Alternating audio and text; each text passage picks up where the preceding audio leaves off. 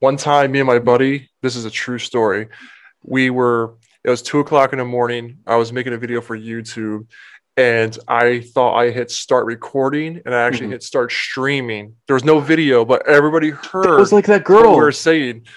Do you Dude, did you do you remember hearing about that girl? which girl? She's Hold like on. a Start recording. There we go. See how it works. There we go. That's Yep. really funny because there was a girl on who Twitch streams as well as does adult content, and she had that same issue, and she pressed the stream button instead of record, and was streaming her adult content versus recording it. And then, ironically, also the reason why I found out about this is because of the podcast I listened to. The same thing happened to them. So they had a 14-minute clip of the beginning of their show Oh God. that they had streamed. They just pulled the stream down off of Twitch and used that as like clip one, and then they finished out the show. Um, but it's funny how like even shows with hundreds of thousands of viewers have these technical glitches, and it's not something that like everybody gets over. Yeah. And it's not like we said anything bad. We're just like, it was funny because in that part, I'm like, because we're talking about PC, I'm like, all right, yeah. So we're going to say, like, get ready for some PC porn B roll. And they're like, wait, can we say porn on here? We're going to get flagged. And everyone's like, texting me, my phone's blowing up. They're like, dude, you're streaming right now. I'm like, I'm not saying anything bad, but it's pretty funny. Yeah, it All right. definitely makes for some interesting, exciting content. Yeah. All right. I'll let you cut it in now. So I'll shut up. All Wait, right. were you recording that piece? Yeah. Well, some of it. Nah, let's just start rolling. Let's just start rolling. You were talking Oh, before we started recording about New Year's resolutions, kind yes. of in a roundabout way. And I mean, Yes. it's a February 22nd right now. It's a month and 22 days. How you doing with that? It's I'm always good, dude. important. Progress, I'm right? doing good. So, like we kind of talked about on the last podcast, that I had an injury. So, pretty much in a nutshell, fractured my tibia, tore a ligament. They got 3 blood clots in my leg, so it's kind of like stationary for 2.5 months. But no, now my wife and I, we got like one of those cycle bikes. We got some dumbbells. So we're gonna get a bench, a bar, all that good stuff, and then put it right here in my basement, so then we can actually start working out and just last time too I touched base, my wife's down like I think like 8 or 9 pounds already. She's Oh like wow, she's going in. She's like she's that's like not hardcore. insignificant because she's not. Yeah, it's She's already pretty fit, so yeah. that's So phenomenal. like she's getting super fit. I mean, she weighs everything. So like I'm getting to that point now. It's where I'm like, I gotta start like really I'm gonna try to count all my food and all that stuff and just try to get in some serious shape now that I can actually start walking and I got the clearance to exercise and all that good stuff. So doing good. How about you? How are you I'm holding doing up on your okay. end? So I'm lucky enough that my gym's open and I don't have that as a problem. Like my lifestyle, I feel useless when I don't go to the gym because it's like a really big checklist item in my day. Um, so gym has never been a problem ever since I started going back when I was like Yeah. 10. But what has been a problem is the educational side of like New Year's resolutions. Like I always think like everybody goes for the physical aspect, and that's a big thing. But nowadays, like being able to shape your mind and like learn something new is super easy. And I think as a like the problem with it being so easy is it's right there, so you never want to do it. Like Yeah. I can go online and sign up for Udemy or get an Audible book or whatever, and it's right there. It's But inches or seconds away, but you just don't execute. And so so do you okay, sorry. so one of my resolutions was a book a week, an Yeah. audiobook or a paper book, doesn't matter, just to complete end to end a book a week. And I've completely messed up. We're this is week 8 of the year, and I have completed 5 total books. So I have to catch up 3 books in the next. I'm gonna try to do a book and a half a week to catch up, and then I should be spot on. But you were about to say something? What I was saying, so like this whole New Year's thing, do you think it's like a bad thing for people? Because again, I know you're more into health than I am. So like I'm just starting to dabble into that. I mean, back in high school, played basketball, played sports, ran track, all that. I was fit. But now, like, I mean, I guess I never been one to say like, oh, on January 1st, it's a new year, it's a new me, I'm gonna start, because then I felt like when I was going in the gym at that time, the place is flooded, but then February, March, it starts to die down again. So, like, do you think as like a mental thing, like, does that just, do you think people attach to that just because they're like, oh, it's New Year's, I can start fresh, I'm gonna get healthy, and then they Um, just quit? Like, are they? Do you think it's kind of like almost setting yourself up for failure? I mean, some well, people stick with it, but not a lot of people, I think. I think it's the problem with any kind of goal setting, right? Is that people choose a date to start or a timetable to start. So whether you're taking a course, you know, the start of the course is the start and the end is the end, right? It's really easy when it's a structured course.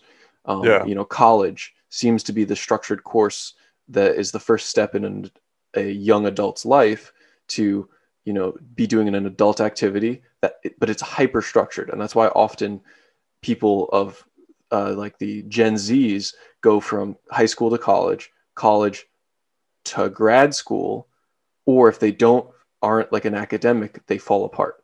And how to connect that into what you just asked is, I think a lot of people have that same fallacy with working out and, you know, general health and fitness, is that they need a structure, but they approach it like an activity that can be unstructured.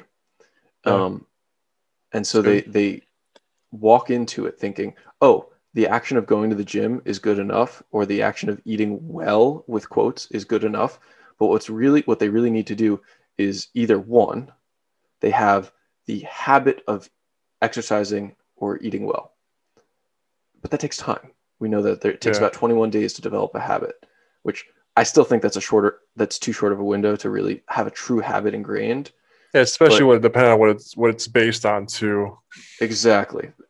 Yeah, But the other alternative is create a false structure, like an arbitrary structure that you have to follow. Like I have my notebook in front of me, um, that I use that to create a false structure. It's to-do list items, it's goal setting that I use just to artificially structure my day, but also to structure something that wouldn't necessarily be structured, like reading.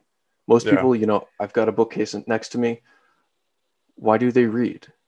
Well, you read to learn, you read to get out of the world, but I'm so bad with that. I got to read more myself.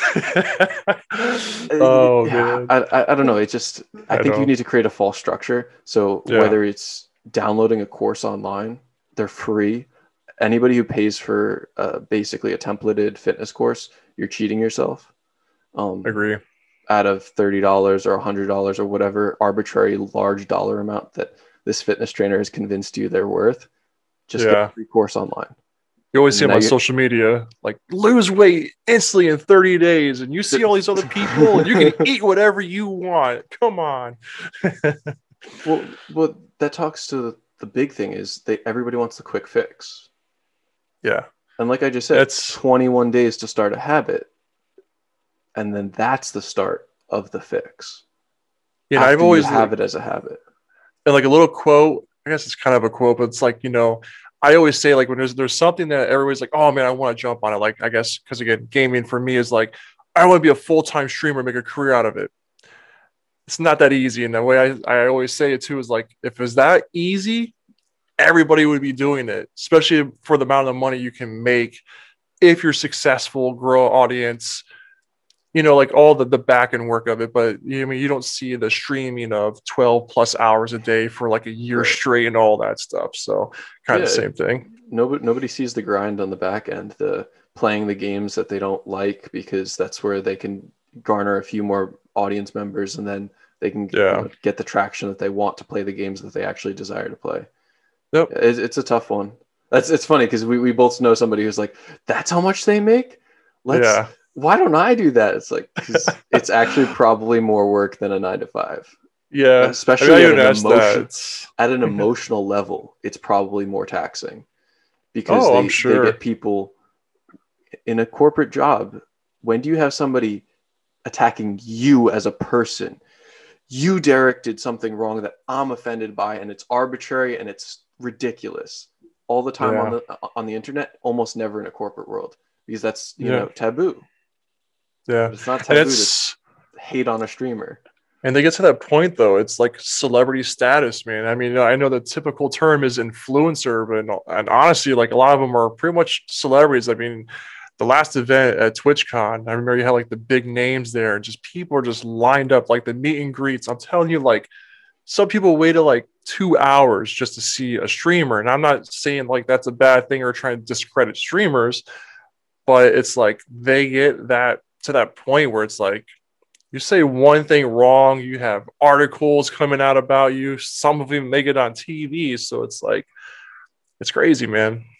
Well, see, I personally don't understand the streaming audience because I've never been somebody who likes to watch streaming. But I get the influencer side because they're not, in my mind, they're not an influencer. They're somebody I look up to. They're a role model. Yeah. They're somebody who's taught me something. So they're a teacher. They're not an influencer in my mind. And going to something that you probably think a lot about is who you follow on Instagram. Yeah. I've recently gone through and unfollowed people because I've realized that they fall into the category of influencer, not value add to my life. So I'm going to unfollow them.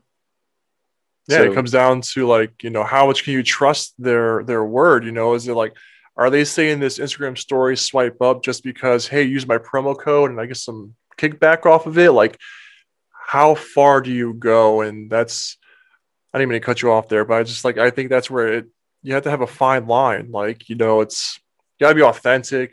Granted, money's great, but then, I mean, everybody's gonna see through that. Like someone who's authentic and doing it because they love it, or someone who's just like constantly running ads and promotions and stuff with a million different brands, just to get the paycheck.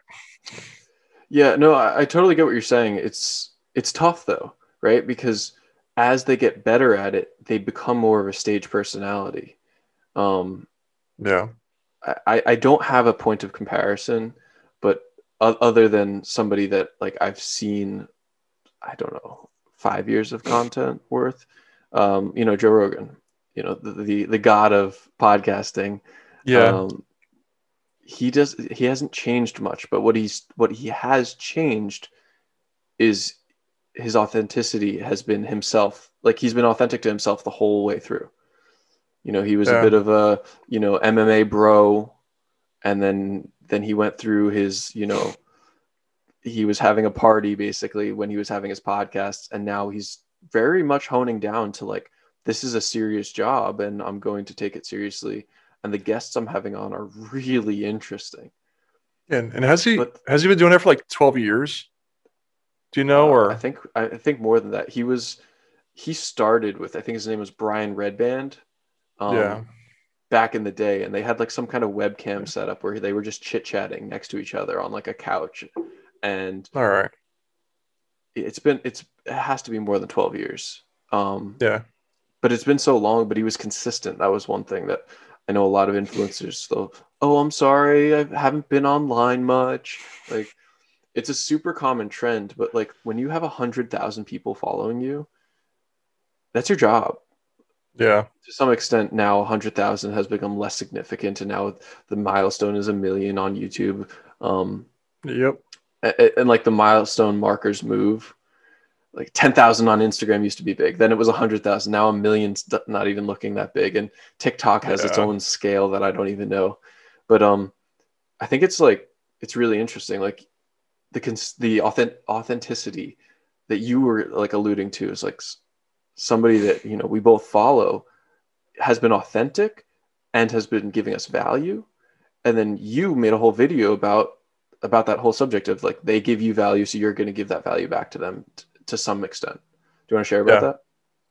Yeah. So, I mean, here, I actually have it right next to me as we talk about it. But yeah, this little coin here, I did like a little YouTube video, and it's crazy because I guess the topic is what I kind of try to cover there is, buying merch. Everybody has merch, and it's a good way to support a creator. But then I noticed, like, for instance, I mean, Peter McKinnon, he has Pete's Pirate Life. He does a lot of his pirate stuff, and it's like one of a kind special drops and everything like that. But then like I went to the comments and just everybody's just like, you're paying for overhyped stuff, and you're paying for the name, you're paying for the brand. And to an extent, that's true. Yes. I mean, that's why, I mean, you build a community. Like, you want something that's part of them. Like, this here, like, is the last run of the V3 coin. Like, not many people can get it. So the way I see it is, a little over 4 years ago, like, I didn't know much about photography or videography or even how to edit in Premiere Pro or even like really use Photoshop to where I know now. And I mean, the using him as an example is like all of that content he's uploaded to his YouTube channel. It didn't cost me anything to absorb it. I can pick and choose what video I want to watch, what subjects, what tutorial. And that's why I feel like making that video while he did the unboxing, because I felt it was kind of important, because here these people are bashing this person because they think it's over expensive. But then for me as a creator who's learned just about everything I know pretty much from Pete, I see it as kind of just supporting them and, you know, kind of giving back, because I mean, the one topic I cover was schooling. And I mean, I don't know how much it costs, but I just kind of like blurb a number out, say like film school or just college in general, probably 10, 20, 30 grand. I didn't pay anything for the past 4 years. I just consumed this content, watched it, opened it up, and tried to do it myself. And that's how I honestly got better. Like, I had no schooling or any knowledge of pretty much CC Suites since I started work. So yeah, when I did an unboxing of the coin, I was like, you know what, let me kind of give my 2 cents. I don't know if a lot of people are going to see it. And I mean, sure enough, I posted it, and then I instantly sent it to you. I'm like, Peter McKinnon actually replied to me. I'm like, holy crap, this is crazy. Because it's like, you know, the social media is so powerful. And then just, I wasn't honestly looking for like a reply at all. Yeah, I tagged him. I'm like, this dude's busy, man. He has a lot of followers. He has a lot of stuff going on.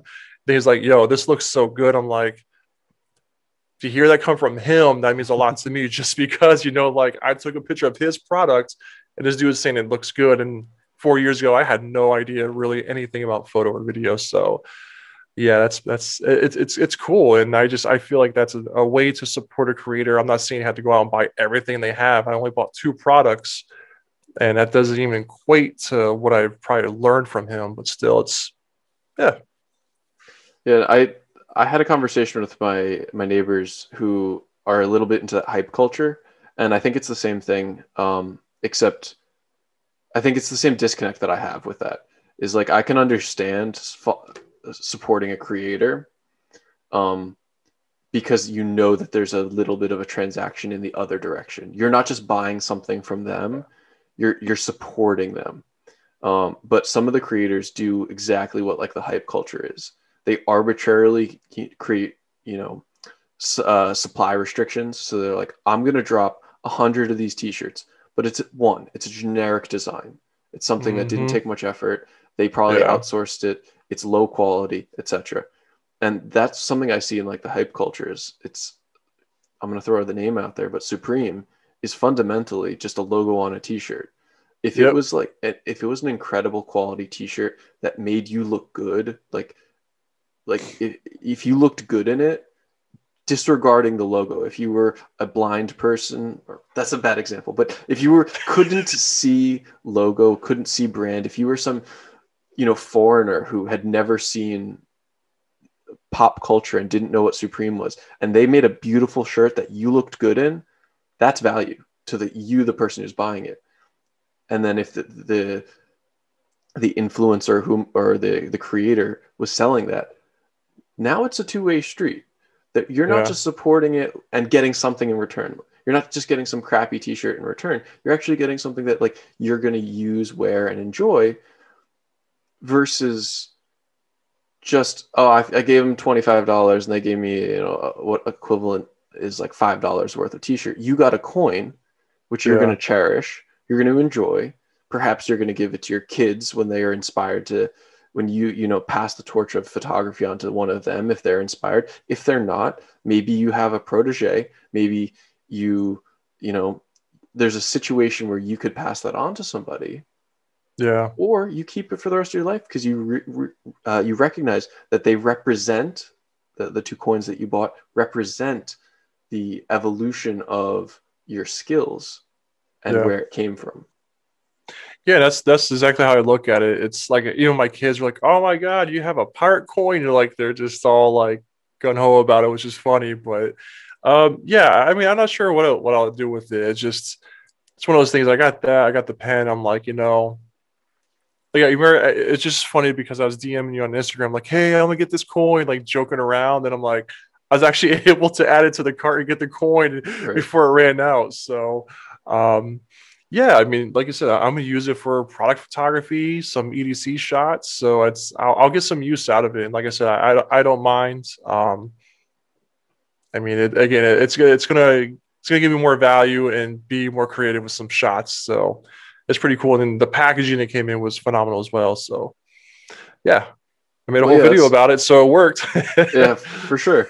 And that's something that like we can both relate is like that's the end-to-end customer experience, right? You Yeah, you had a good customer experience. It took you what 2 days to receive the product. The unboxing yeah, experience was absolutely unparalleled. You enjoyed the product itself. It's a beautiful coin. It has weight. You said you like. yeah. It, I mean, if you want to It's describe it real quick, like the packaging within the packaging was beautiful. The attention to yeah, detail was impeccable, and yeah, and then the just follow up too, right? You yeah, made a video, and then he reached out to you and complimented the video or the photo. yeah. And just to back on my too is like it's just crazy to think. I mean, I will never know, but just the possibility that since he saw that tweet, I wonder if he actually clicked on it and viewed it. Like he didn't comment on the video, but like it just, my wife's like, you never know. I'm like, hey, it's pretty cool. It's just wild, like you said. I mean, from the transaction to the whole turnaround time to getting it to creating a video. I mean, it's it's cool. What's your favorite detail on it? I'm curious. Honestly, it's actually the metal casing the coin was in, and the reason why I say that is because it's sealed with 3 screws, and with those 3 screws are actually skulls, and he includes a custom bit to actually open up that casing. So That's right really there in dope. itself, that's what I'm saying. Like it's not like you just go and buy like a coin. It's an experience, and it's pretty crazy. I mean, it's just for me watching all his videos and knowing kind of like knowing them in a sense, like from the YouTube channel. It's like that's what I was expecting because this guy like made ND filters. He has his own backpack, and like he's always said like he's very like OCD, and he pays attention to detail. So like I was definitely expecting something like a good quality, but then I got him like, Right. damn, this is cool. Yeah, you clearly were blown out of the water when you sent me. I think it was just an Instagram message. It was just like, Yeah, "This is so awesome! I can't wait to open yeah, it up on video. It's gonna be so cool." But yeah. I don't want to drop it. But I just figure like you remember how like use as this comparison, like when you get an iPhone, like how the box is perfectly like fit, the phone sits right in there, like everything is like perfect when do you you know open why it. they Like did that's that? how it was. The seal is so tight because they want to extend the amount of time it takes to unbox the device. Because too many times you unbox a device and you open it up, the packaging's there, you take out the device, you rip out all the plastic crap, and then you're done. And they wanted to extend that experience I didn't for a know that. few more moments, which It makes sense, obviously yeah, it because feels it's like, premium. The fit yeah, feels premium, but it also just the time. You still haven't opened it, but you have it in your hands and you feel like you're making progress. yeah, That's more of the customer experience. And that's and that really makes cool, right? sense. Yeah, I never knew that part of it, but that definitely makes sense. Yeah. Well, I want to move to another influencer topic. All right, let's That's go. okay. So you asked me what my favorite social media platform is, and it's technically not a social media platform, but it kind of is. YouTube. What's yours right now? Oh God, that's hard. I mean, so right now I'm focusing on YouTube myself. So I would definitely say YouTube, and the rest of that would be Twitter. It's crazy that sounds. Twitter Okay. then Instagram. Those would be Interesting. like my So three. YouTube, Twitter, Instagram. Yeah. It's funny because I'm only on two of those. I'm not on Twitter. So I got YouTube. I'd say YouTube is as my main source of like entertainment just in life. Yeah. Like I don't sit down and watch TV, which is really interesting that like I don't know if I'm representative of people of my age or of general trend, but I know that like I don't sit down and watch TV. I occasionally watch Netflix, It, but usually and it's I on my phone. guess that would be to where like, are you talking about consuming or actually uploading content? Because then I think I would change it a bit. Because That's interesting. consuming, yeah, I see. You're part of the community in both directions. Some people are just consuming it. Yeah, I say consuming YouTube would definitely be first. Then Twitter, then Instagram, but then the flip side, then I would say would be Instagram, YouTube, then Twitter. Okay, Because so you don't tweet Instagram, much. not much. I mean, I'm on there because again, it's easier to interact with people because like the feed's much faster. You don't have to worry about it looking a certain way or really. I personally don't like to upload photos to Twitter as much just because it's much easier to grab it off of there versus like Instagram. You can't like save it. It's you have to do like a screenshot and crop it. You're not gonna get a high res photo. It's where it's like Twitter, you can get a decent one. Same thing with Facebook. But Is your concern of people printing it or reposting it um in some nefarious way?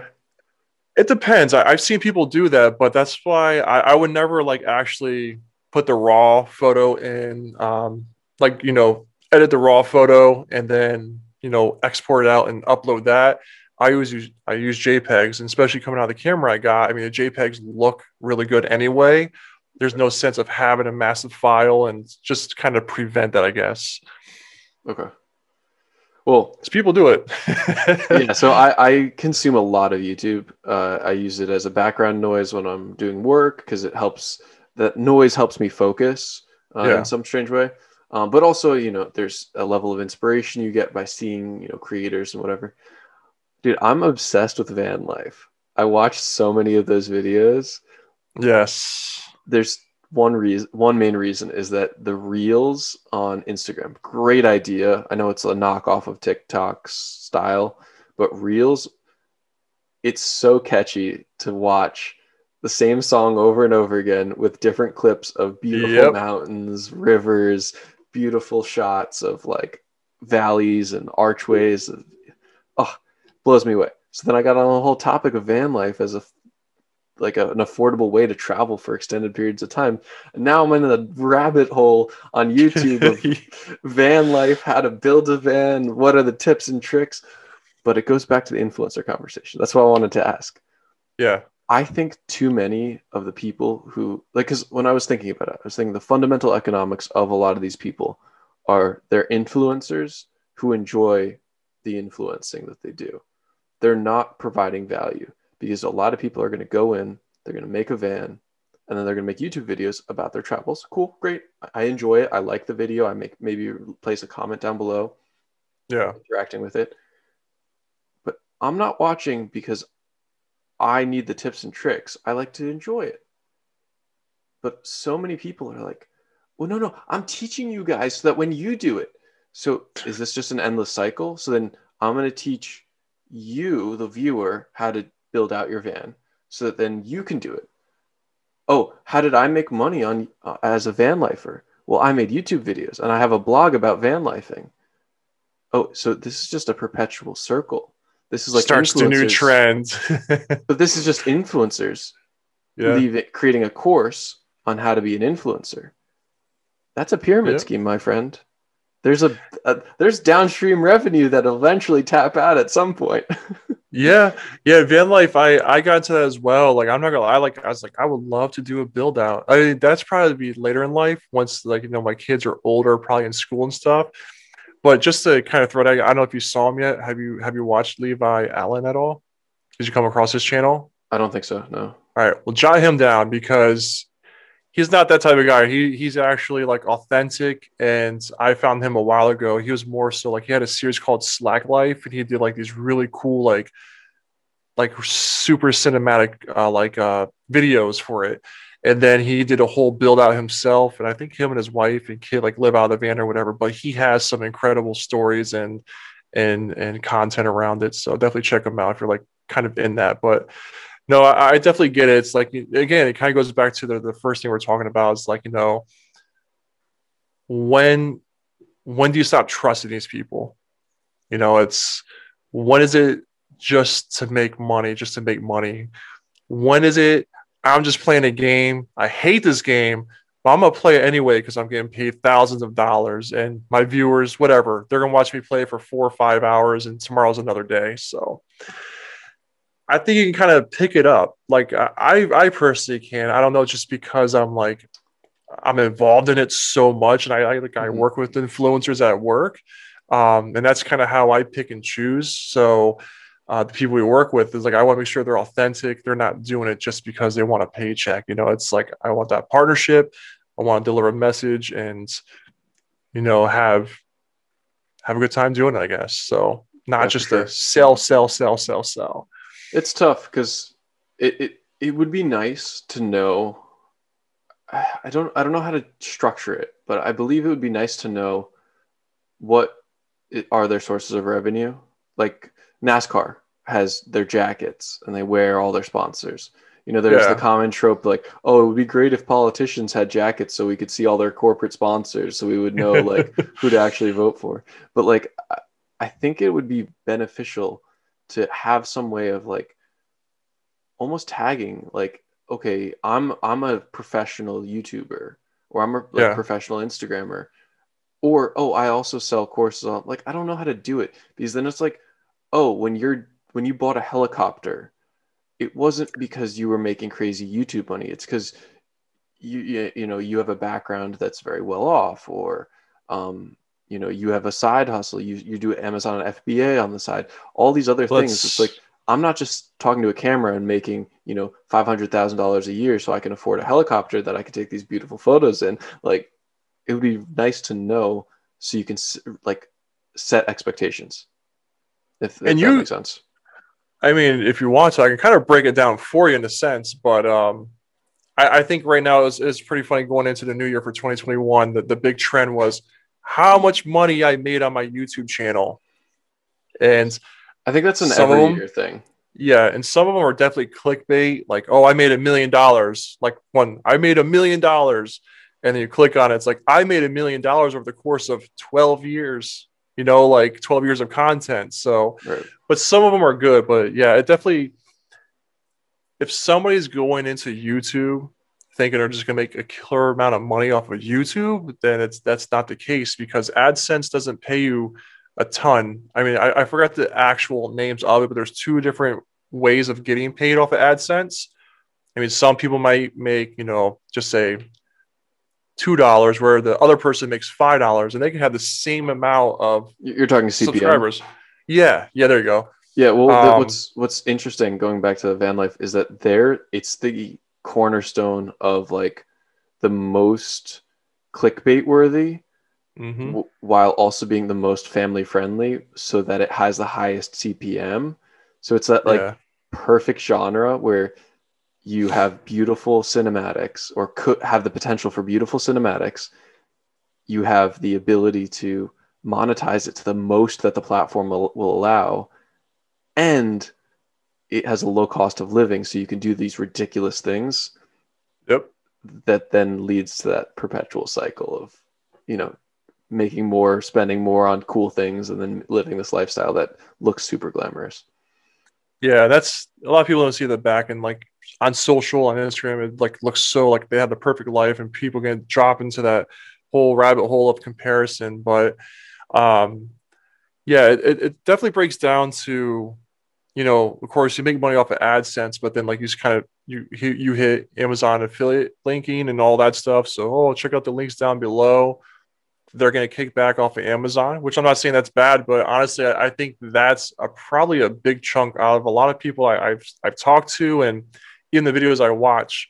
Amazon's, I think, some cases 30 to 40%, and then another chunk of it is going to be your sponsorship. So working with brands and all that stuff. And again, that all depends on the size of your audience and what you're doing, but um, that alone itself can be like another 40%, and then like 10% of it or whatever. I don't know where my math is right now. I wasn't paying attention, but 10 to 15% of whatever's left is like only on AdSense. So if you're trying to go to YouTube and think I'm gonna make a crap ton of money just for making videos and that. It's not the case. You really have to do some sort of marketing, but you have to do it well, and you have to be trustworthy to build that audience. So that's why I mean, I had like a PC account on YouTube, and I was like, why don't you just use that? I was like, no, I just want to start fresh right out the gate. I don't care about the subscriber count. That'll come if people like my content. That's why I'm kind of taking a different approach at it. I'm just going to upload what I want, register the coin. I talked about a whole experience and why I did it for, 6 minutes of it. And then the other 5 of it was me actually unboxing and showing it. So it's like, I'm just going to upload it, and it did pretty good. Probably because of Peter, but Right. Yeah, no, that's very interesting. Like, so we're both at an early stage in either of our ability to be content creators. Like, right, you do it professionally for a 9 to 5 as a content creator. That's essentially what you're doing, right? Yeah. An internal content creator, as well as all the other back end stuff that you don't get any, compliments for or whatever.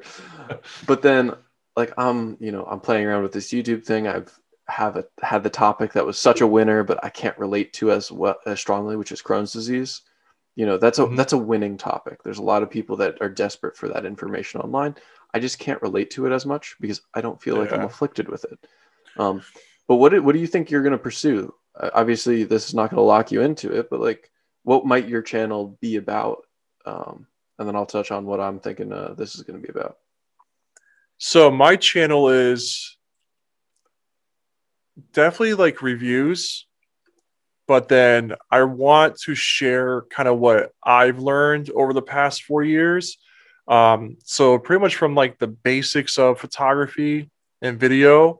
Then yeah, I mean, I would like to try to do some vlogs. I'm not gonna lie, I'm a little nervous like to do that out in public with the camera in front of people. So that's gonna take adjusting to get to. So you're going to tell me that you're not going to take a tripod, extend it the full length, put the camera, your $5,000 DSLR on the end of it, and swing it around, shouting in the middle of Boston? You're not going to do that?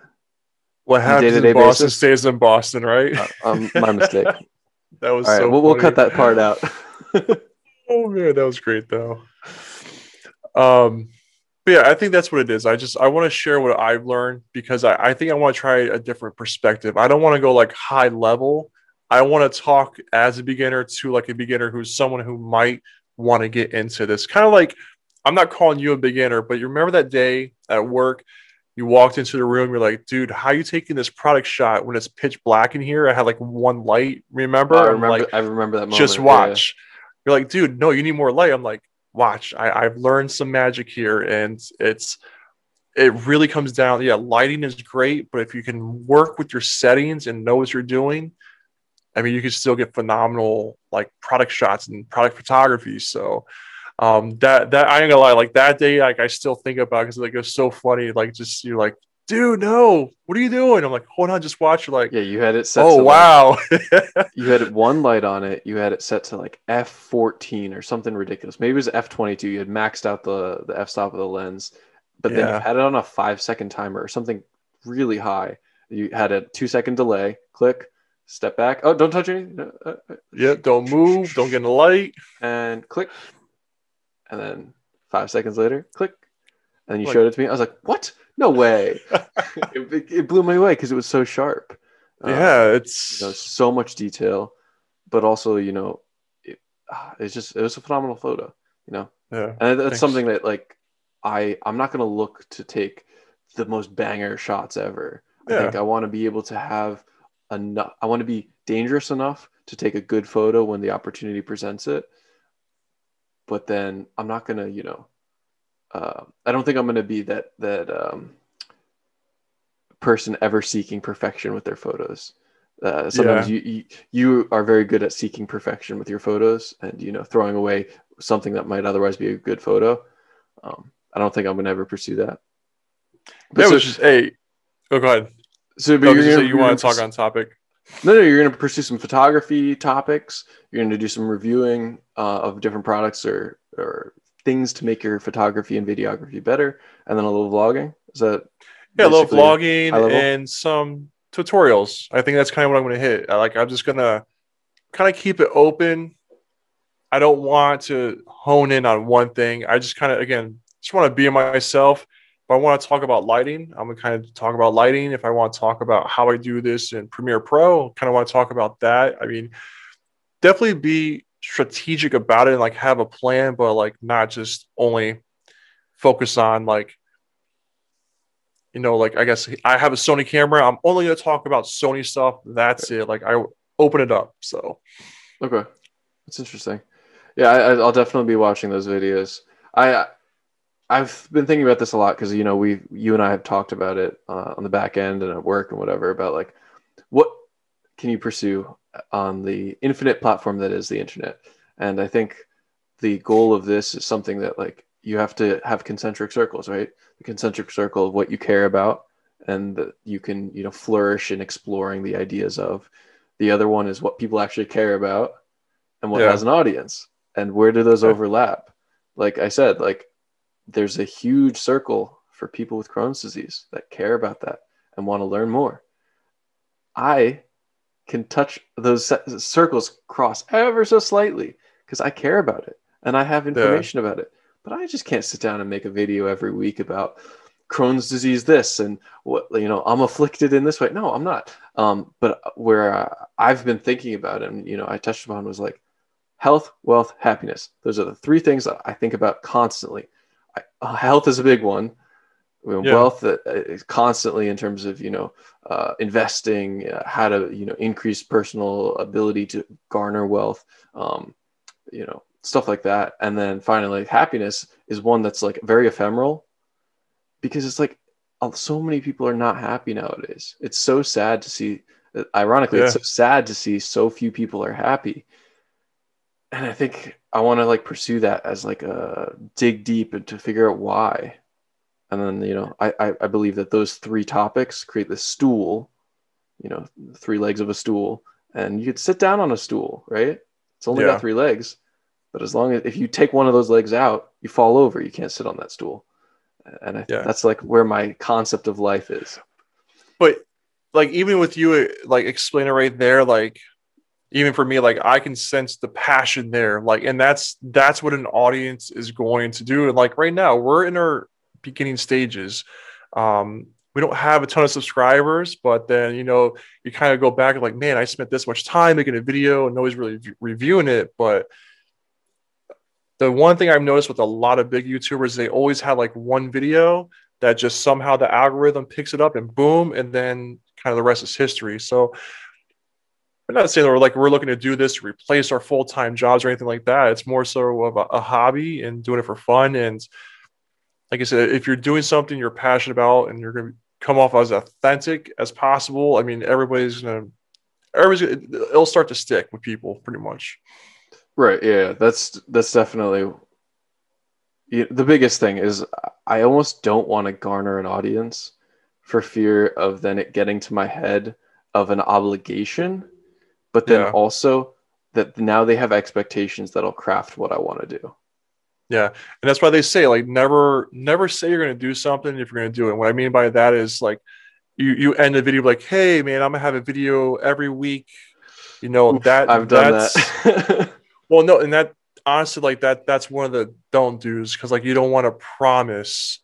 Like for instance, daily vlogging. You're gonna do daily vlogging and you go hard for 3 months, and then you build that audience, and all of a sudden, like you skip 2 days, 3 days, which sounds ridiculous, but then those people are there, like they're there, like you said, at work. You have YouTube going on in the background. They're here to consume your content, Right. and that just throws it off. So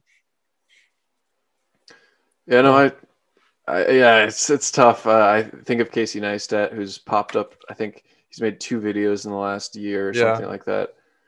And he's the OG vlogger creator, and I think he's the first person that got me interested in like the fundamental guy that got me interested in the idea of creating videos. Um, I happened to start watching him around when I was very sick, so those things timed together, and that's when I created my first YouTube videos talking about like my own Crohn's disease or journey with Crohn's disease, But yeah, you're right. Like if he threw up a video now, I don't know if I'd watch it. Yeah, Although I watched every single one of his videos previous to that. I don't think he has. The last time I'm just because I was like on YouTube earlier. It's just I don't think he has for like the last 3 months. So, but he's like on a whole new level right now. It's moved to California, all that good stuff. But yeah, that's I didn't know anything about him. And so again, I was watching Peter, and then Peter did a collab with him. Once Peter started kind of like growing and taking off, I'm like, oh, this Casey guy. And then yeah, I kind of binged some of his stuff. And I mean, I've heard it before, but I never really got into his channel. And then I'm like, oh yeah, he's a vlogger, and like I love his storytelling, and that's something I want to get better at is storytelling. Because I feel like, if you're like vlogging, I'm like, hey, I'm going to laundromat. Okay, I'm done. Hey, I'm gonna go get a hot dog here. Oh, let's eat together. Like, like kind of have a meaning behind it. And if somebody does that, and somehow somebody comes across this and watches this, I'm not talking bad about you. I'm just saying, like, it just for me, like once I vlog, like I want to have like a meaning or kind of like a story behind it. Well, yeah, that's one thing that Casey did really well was he turned a nothing story into a good story. Yeah. On one side, that obviously is because he's a good storyteller. Yeah. But on the other side, he would be a B or C tier vlogger nowadays because he never did anything that was all that exciting on a video to video basis. It was because he was first in, best dressed. Have you heard that principle?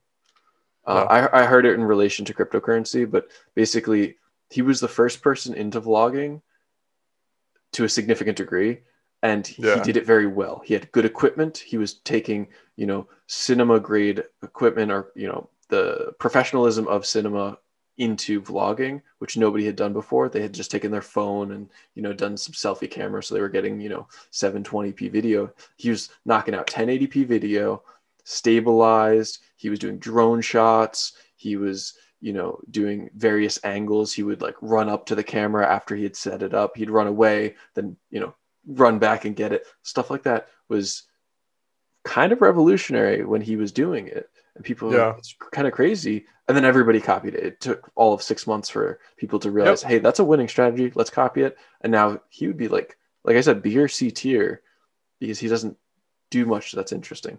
But you said hockey stick. And it made me think not of the sport, but of the guy that had a hockey stick moment. And that's that Sam Newton guy who did the new Peter McKinnon music video. Dude, that's so good. Absolute fire. I don't like that style of music, but that like, what is it? So like slam poetry rap. Amazing. So good, dude. It was, and he called out like the whole like crew, like the main crew on YouTubers. He's only called out Peter now, I think, but I think he has some other videos, and his plan is to not call out everybody. Like that's his goal. He's got his hit list. Oh, that's what I'm saying in that hit list. Like you think you had like Chris, you had Maddie. There's another guy. Like there's a bunch of them. That's what I meant by that. It's just funny because like he said, like I did it intentionally because I want to get his attention, and sure enough, he went and made a reaction video out of it, and just now that guy, his channel is just kind of just skyrocketed itself. So that stuff's cool. Yeah, that was definitely cool. That was phenomenal, and I think that's one of the things that I thought of, like, oh, how could you? I mean, it's really easy to just throw somebody else's name in the title of the video and like talk about them. So like, let's talk about Peter, and then let's throw his name in a thumbnail and in the title and in the tags, and we'll get an extra 5-10 views on our very microscopic conversation. But that's like cheating. It's like it's not talking about value. One guy that I always watches Lex Friedman. And he talks about like real value. He talks about AI. He talks about autonomous cars. He talks about like things that are changing the world. And it's like, that is what I care about. It's way more fascinating than this nonsense of like the influencer community or whatever. That's very superficial, but it's like, I don't have an expertise, so I like to listen to it. I like to educate myself on it. But that's why like on my thumbnail, like, could I put like Peter McKinnon's like face on the thumbnail to get more clicks? And could I put like Peter McKinnon and Pete's Pirate Life all in the description? Yeah, but I just like, I'm not going to do that. I don't need to. If anything, I feel like that looks bad more so than good. Like you just said, it's just, then that's when it becomes more clickbaity and just like you're doing it because you want the attention versus Sam Newton. That was like a whole different level. Like that was attention because of not only the call out, but the story behind it, the production of it was phenomenal, and it was just it was funny. The dude got the James Coffee Owl tattooed on his leg. Like that is going Absolutely above and wild. beyond Yeah. expectation just for like a video to get someone's attention. Yeah, but he's trying to get his attention, one, to build his own channel, but also two, like I'm sure he wants to collaborate with Peter. He wants Yeah, to collaborate with that community. And yeah, I mean, he has aspirations in that realm, so attack it and yeah. And go he said that. go for the king, right? Yeah, That's and that's the literally thing. the visual that he went for. He has him sitting on a throne with a cape over his shoulders, It was so good, disrespecting dude. disrespecting it by putting So his feet good. up. Like, oh, phenomenal. But no, that's the thing. Like even at on Peter's reaction video, then he even said, like, once this whole pandemic's gone and I'm in San Diego, we'll meet up, but you have to wear the cape. And then, that's going to be a whole nother vlog right there. Is they're going to Right. meet up. He's going to have the cape on. It's going to be great. So, Yeah. I've never had an affinity towards somebody like that, but I think it would be dope to like call somebody out, figure out who it yeah. is, and Yeah. not call them out, but like I don't know, figure out a way to get their attention so that you can actually meet up with them. And you see, But that's where I think, like, from a content strategy too, like, that's something like, not saying I probably personally wouldn't do that, but like, that type of content of like thinking outside the box, like that's the point I want to get to. Not so much me making a music video calling out Peter McKinnon, but something that's like different than the wait, you're not norm. going to drop some lines on this? Yeah, I Drop some might. fire beats? I got some Clearly, I beats. know the lingo. Yeah, but I mean, I guess on that point, just a real quick topic of that here is just like I think we talked about a little bit is like presets. Oh yeah, let's talk about Like that. so. I guess since I'm on a topic of kind of being different, Mhm. me, Derek, in the very beginning, I didn't know much about photography, and then come across Peter McKinnon, and again, not talking any smack about anyone, but like a lot of these people, there are a lot of creators in photography and videography. They sell presets, and again, I'm not saying that's bad because that's another form of revenue. But then me as an early beginner, he had like a Black Friday 50% off sale, so I bought his presets, and then I took a photo. I put his preset on. I'm like, wow, this looks cool. I uploaded it to my Instagram page. First two comments, dude, is that the Peter McKinnon preset? And I'm just like, They I knew instantly deleted instantly. it. I deleted it, and that's where I just like trying to be yourself and try to create something different than what's already out there because whatever influencer it is, presets I think are good in a sense of how, depending on how you use it. Like if you're a beginner, you're not really pursuing, I guess, photography. I don't want to say as a career in that, but like in the beginning, I had no idea how to edit or anything. I was like, oh, let me get these and try them out. They're great. They got called out. I'm like, well, that kind of pushed me to learn more how to edit my own video, my own video and photos Mhm. because at the end of the day, like if I make my grid on Instagram look like Peter McKinnon, or if you make it look like another influencer that sells presets, that's kind of like I don't want to say you're like cheating yourself, but that's like what's making you different in a sense. So yeah, I have like a love hate relationship with it because like I've always said too, like I personally want to make my own set of presets, but then I'm like Right. I don't know if I want to do that down the road, like if I ever get to that point. But Well, like you what's said, your take? it's like you said, it's a tough situation, right? Because I dropped some presets on some of my photos, and immediately they looked from pretty flat and gray. I'm thinking of my Acadia photos, Mm-hmm. and all of a sudden they popped. They looked amazing, and then I was like, all right, I'm done. And then I was like, wait, no, that's it feels wrong. It feels too like click and go. It feels like I snapped a photo on my iPhone. I don't have an iPhone, but when everybody's like, oh, I took a photo on my iPhone because it's easy and it looks good right away. It's like, yeah, but like there's something to be said about using a much more manual camera, like a mirrorless, that you throw it into manual mode, you like futz with the settings, and You kind of Yeah. worked for it a little bit more. And maybe if I had gotten the same result with from manually changing the photo to then, and yeah, it looks like the preset at the end of the day, but I didn't use the preset, I would probably feel better about the photo because it's like I Yeah. made it look that way instead of like, oh, well, that influencer's preset or that preset I downloaded online, that did all the work. And all I did was snap the photo. And I was, 2 clicks later, now I have this beautiful banger shot. Yeah. And I again, I don't know. don't. I'm on the fence. Yeah. I don't think. Again, I'm not knocking them. I don't think it's bad. I think it just depends on where you're at with your photography. Because I mean, presets are more so for photography anyway. Um, Well, there's a whole you category know, of it's LUTs. Same thing. People will use yeah, LUTs to color instead of color grading. Oh, let's yeah. You use can the drop. tropical Yeah, LUT because I went to Turks and Caicos over the, spring break and I'm gonna, throw a orange, tropical LUT on and orange and boom, teal, man. Orange and teal. That's the way to go. Orange and teal. and I it's the same thing. yeah. It nukes your It is creativity. exactly. I think that's the best way to say it. I don't think they're a bad thing. Depends on how you use it. And honestly, what I ended up doing is once I got called out on it, I deleted it. And then what I did is I went back into Lightroom. I put my own photo in there. I put the same photo in there. Kind of did my own edit to it. I exported it and then I exported the preset. I put them side by side. And I'm like, what's really the difference that I'm seeing here? And then what I actually did is I just like went into Lightroom and I dissect every single thing. Because what I really wanted to learn out of the preset was not so much how I made my photo look.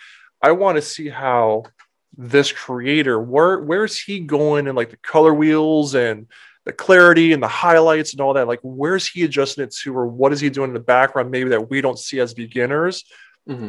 Because there's more stuff that you can actually edit and add versus just throwing, the preset on there. So Right, yeah, you're not just, taking the tone curve, making it yeah, a nice S, upping the clarity, throwing on a like a linear gradient and then calling it a day, yeah. They often do something a little bit more And again, finessed. if anybody hears this, you're using them. I'm not saying it's bad.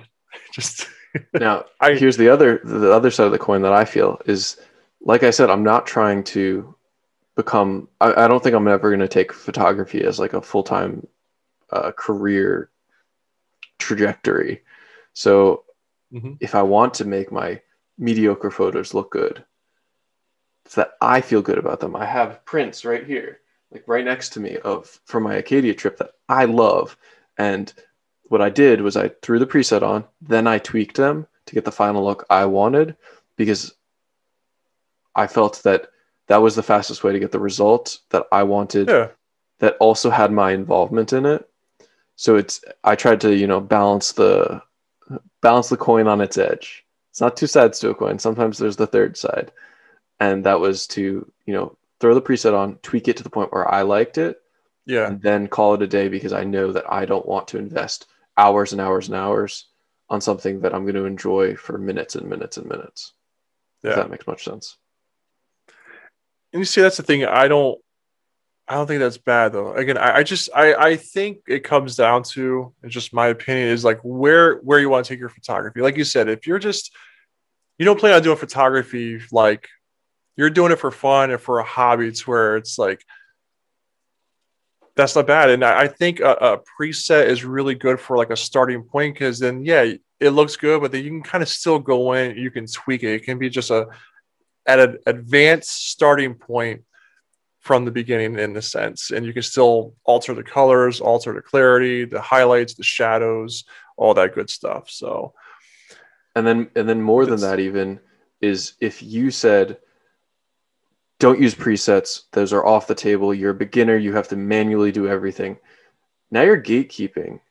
And yeah, then also you're telling this burgeoning creator you have to do all this legwork to then potentially turn a generic photo into something good that they might not want to invest, but they still want to get, sounds bad, but they still want to get to the point where they're happy with the photo. They're like, yeah, I don't have this beautiful cliffside to take a photo of.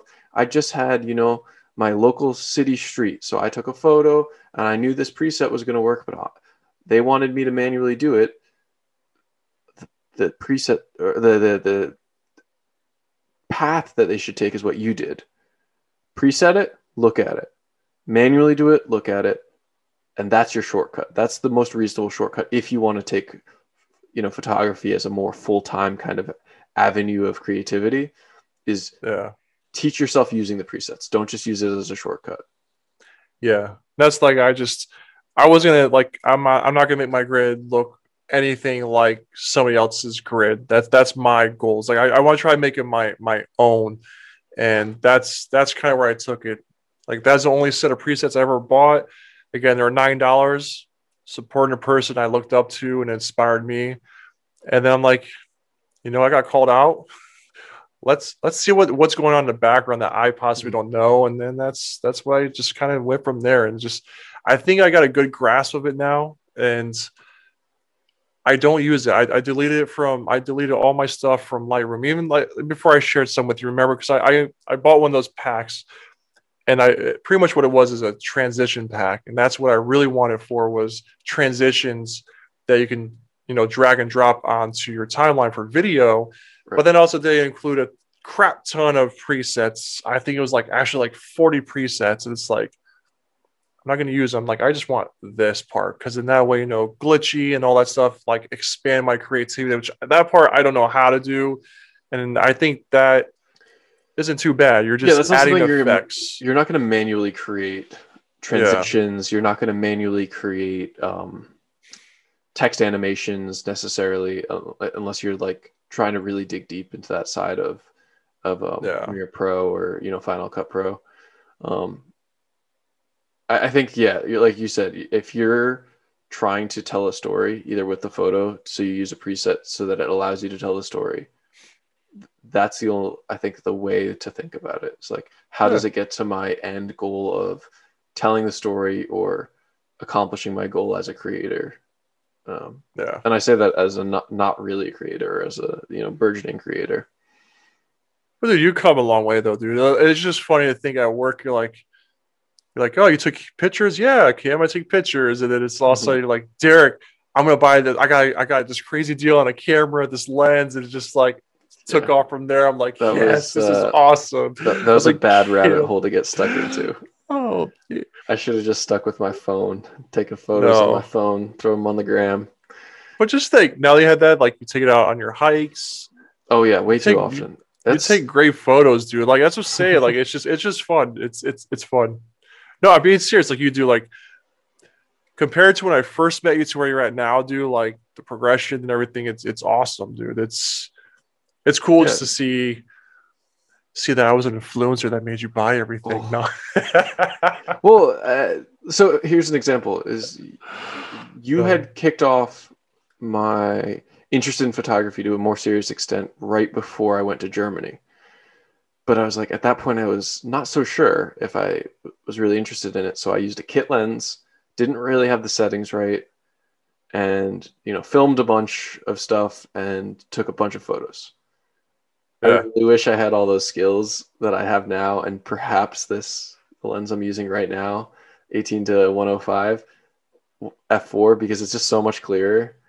And maybe it would have been nice to know that the ISO should be as low as possible and not just leave it at auto.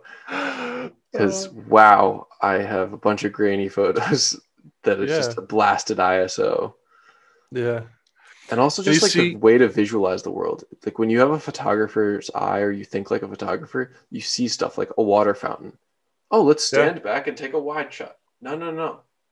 No, sometimes you have to step up close and shoot through the little crack in the concrete so that you see where the water comes out is a fish's head, and that's going to be framed by the crack created by the concrete. That tells a story, and I think that's what photos do. And I wish I had that when I was in Germany, because I could have taken so many amazing shots that now I regret. But still, I mean, I remember you showed me. Yeah, I'm sure. Like I said, now you go back, you're equipped, what you're looking for, and you see that's the type of video I want to make right there. Is like you said, ISO. You had no idea. Just, hey, crank it up, and then you get back and you're like, whoa, these things are completely blown out. What did I do wrong here in a sense? But now it's that's the stuff like I kind of want to teach myself. It's just because I did the same mistakes in the beginning, man. I started the same exact way. I started off the mirrorless camera, really super cheap one from like a Sam's Club. It was like $350, and then I made the jump to DSLR with the kit lens. I used that for years. So then I went up to full frame, and then now back to mirrorless. So um, Yeah, but that's not to say it's like that you can't take good photos with bad equipment. So like I took we two definitely photos. can. Those two shots. I took one with the Kershaw knife, and then one of my Sigma lens. But I took that, or took both of those shots with a Pentax, like an old school lens, something that was supposed to be for a film camera. And I have an Yeah, adapter plate for it, so it mounts from the Pentax, whatever mount it is, to an E mount. And I manually, it's got the focus peaking, yeah, automatically turns on, and that's how I took that shot, or the both those photos. And that lens might be $100 if you went on eBay, but I'm sure if you rolled through an antique shop or a thrift store, you could find what looks like a kind of bad lens for $50 or less. yeah, And you get an adapter thing on Amazon for $10, and you use the body of a camera, whatever camera you have, it doesn't matter. Canon T5i is the one that I used to use. yeah. I That's use a maybe a T6i. yeah. So like, I think the gatekeeping of, oh, equipment is the way to go, and all these influencers who now have access to these beautiful cameras that cost thousands of dollars, it might cause people to be like, oh, I really need that. Let me hold off. Let me Yeah, wait until I have the perfect setup. Let me wait until my backdrop is perfect. That was something you and I went back and forth on. Oh, I should I redo the background like 10 times over before it's perfect, before I record a dude, single video. and Nah, that's the just get thing started. though. It's sometimes we just get caught up on the dumbest things, and it's just like all that time and energy put into that just created. And I think who was it? I think it was Cody Cody Warner, and he's like, your first 100 videos. It's not that they don't matter, but nobody's probably really going to watch them. But that's like your series, like 50 to 100. That's where you're going to learn. Like, I mean, nobody's going to go back like MKBHD. They don't go back to 10 years ago when he was like 10 years old making it with his cell phone. It's Right. you just got to start uploading. And that's how we're going to get better and learn from mistakes. I mean, I went back and looked at one of my first videos of like, I'm just like, oh my God, this is horrible to where I am now. But it's good to have that comparison. Yeah, thinking about that, like I went back and deleted a few videos that I thought were kind of, well, not deleted. I unlisted them because Yeah, don't delete it.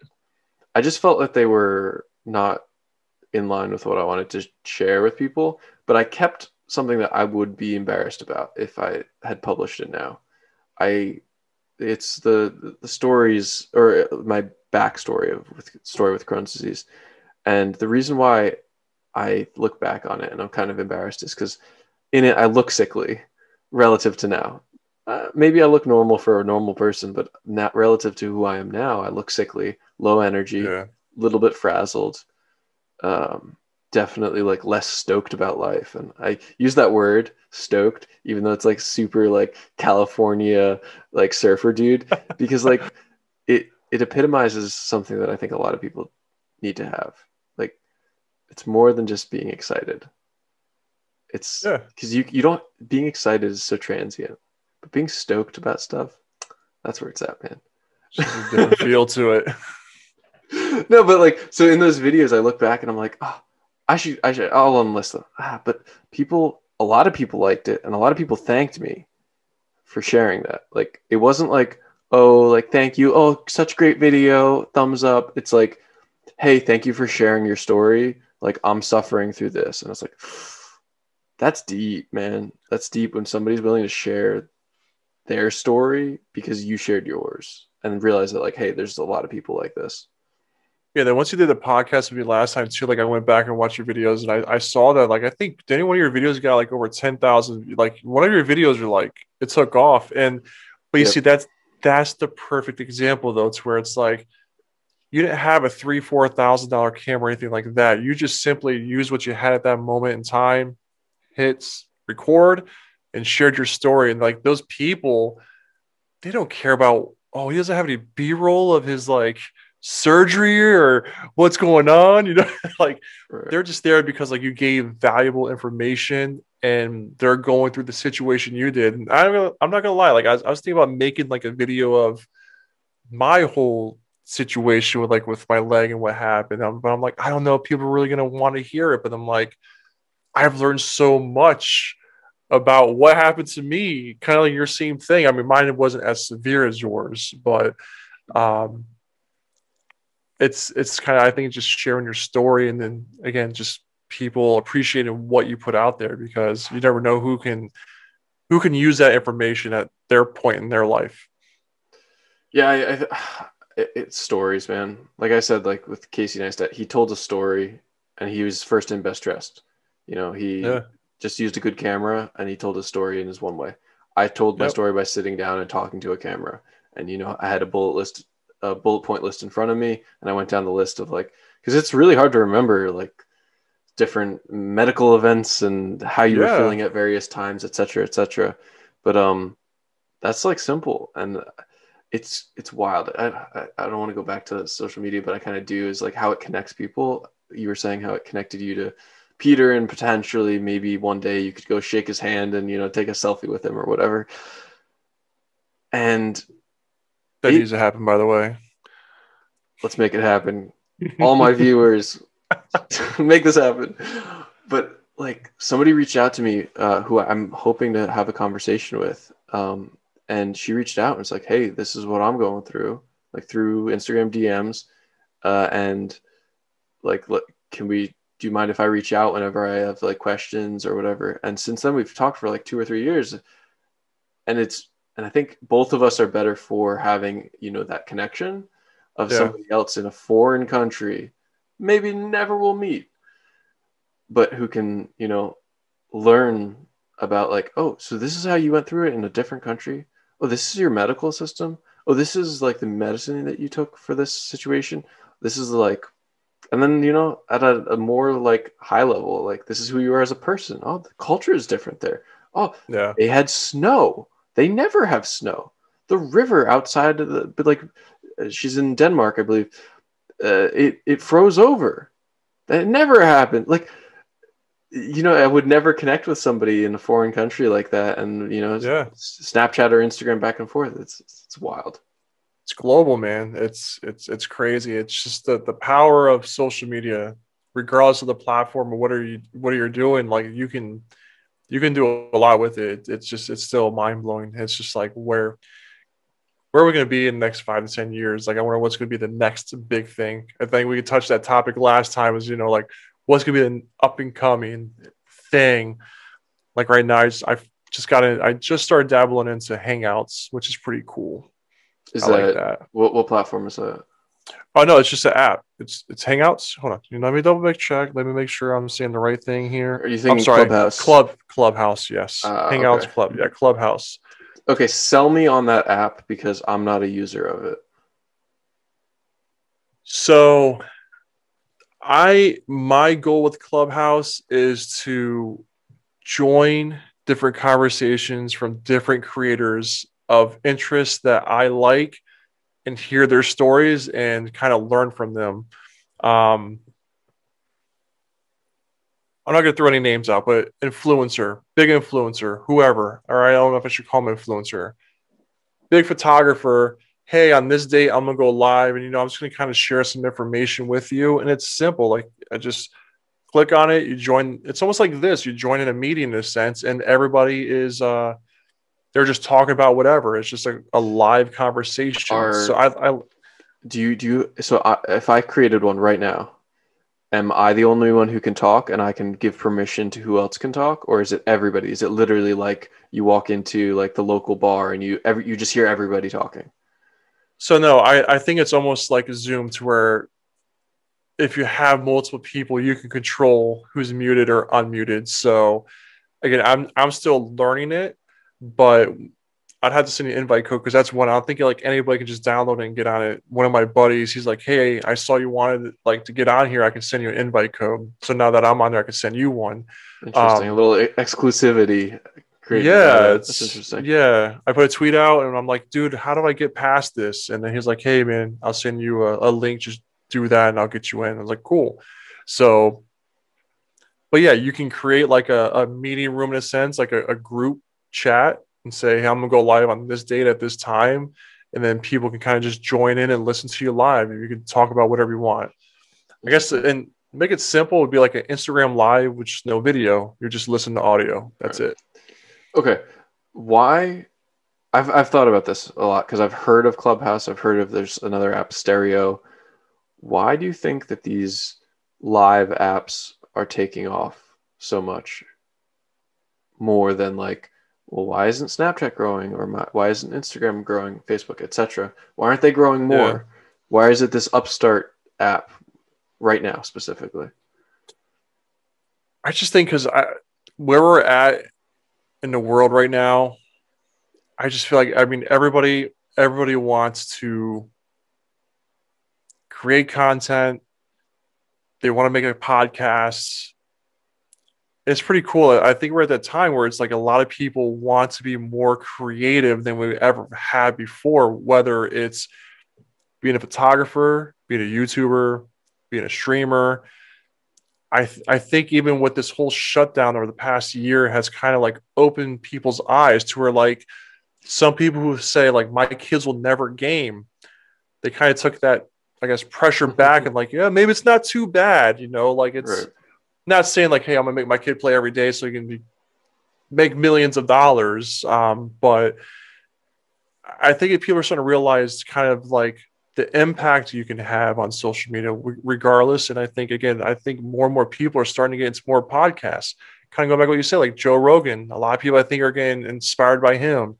People are inspired by the Peter McKinnons, the Casey Neistats, all those people that you see out there on YouTube, and it's just another avenue and another way that you can connect directly with your audience. It doesn't have to Interesting. be pre-recorded. It doesn't have to be edited. It's a simple go live, and then I'm done. See you later. Bye. And that's it. Okay. Yeah, I was thinking to like that last thing that you said was that it's connecting with people. I think that's what's missing right now a lot. Yeah, Instagram has an algorithm that, churns people out and spits them out and, you know, suppresses people. I know I follow a guy, Tim Kennedy. He's a guy that lives in Texas. He's, you know, he has the wrong political opinions in some extent. He believes in being able to defend himself, using firearms. Um, but you can't find him. You type in his name, Tim Kennedy. He is incredibly famous. He's been on Joe Rogan. He is verified. He is a professional MMA fighter. And you type in his name, and some no-name accounts show up before him, and he's the last name on the list. that's weird. And I don't mean, I'm not trying to go into that specific example too much, but like the established platforms don't provide connection is where I'm going with that. It's like that's Yeah, why the live feature on Instagram is becoming super popular. One, yes, obviously you show up at the first item on the list when you go to stories. So yes, people are trying to like algorithmically figure out what's the best way to, get more views and get more interaction. But people want connection, right? Like, I've yeah. been No, at I home all day, no connection. How would I get connection? Oh, I could hear some people live talking about yeah. something I care about. So potentially that's why. No, that's definitely a good point. For, I more than just content creation. yeah, that's a good point. I didn't even think about it that way, but yeah, especially people being home alone and not seeing people in person and having that ability to connect with others. Because yeah, I mean, you could chat, talking to chat, you might make some friendships out of that. It just might get noticed by the person you're trying to listen to. So that's a good that's a good Yeah, and point then perspective.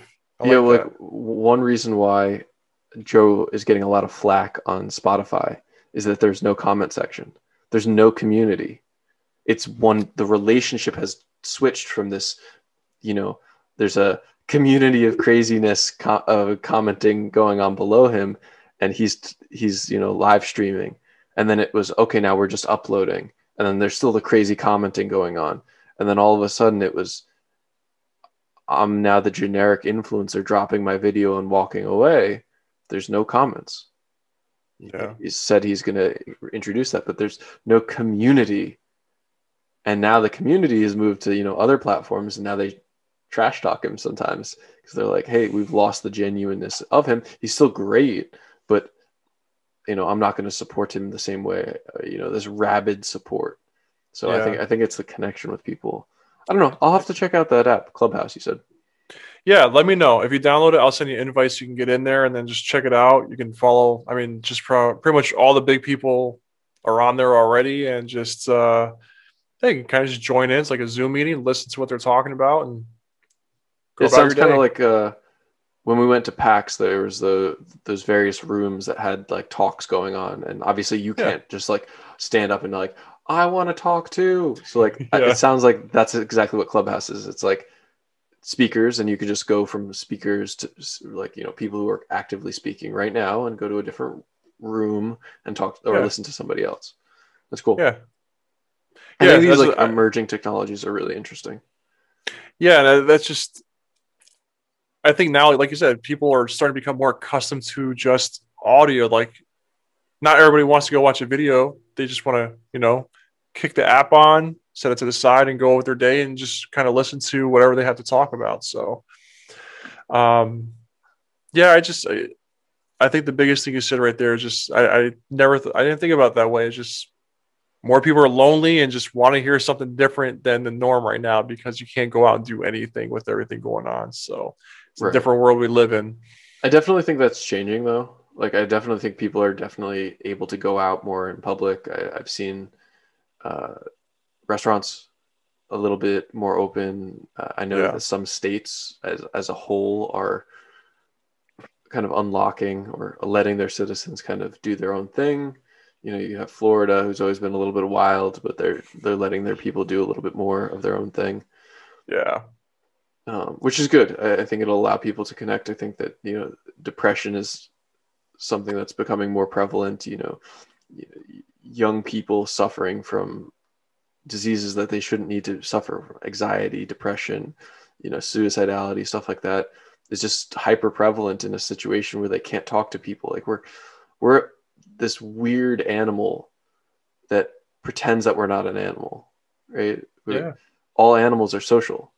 Dogs, the reason why they are man's best friend. The friend part is really important. Yeah.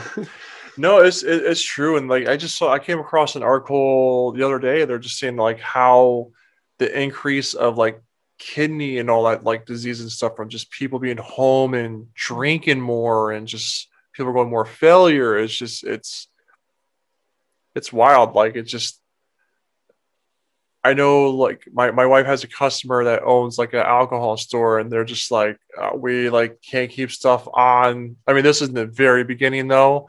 Mhm. Because then, like, I mean, just think our lives have kind of been turned upside down, and I know it firsthand. Just not only do I have to work a full time job here at home, but then I also have to somewhat be a teacher for my daughter, who's now zooming in and working remote. It's a big change and a lot to adapt to, and then you can't go out and disconnect from it. So it's just like some people just go crazy. Some people can't tolerate as much as others. Yeah, for sure. So they go to Clubhouse and listen to the stuff. Well, I mean, yeah, that's the healthy down or the healthy upside is that people can resort to technology, although it could be the downfall of people. You get Yeah. suppressed, you get censored, whatever. But then you can also make connections from these new platforms. You can tweet somebody and they can tweet you back, and all of a sudden you're connected to somebody that you've always looked up to. Yeah, sure. I have a topic that's completely disjointed. I don't know how to transition. But Just do it, man. today, did you hear about Bitcoin hitting 57K a coin? I know you're not I part of that world too much.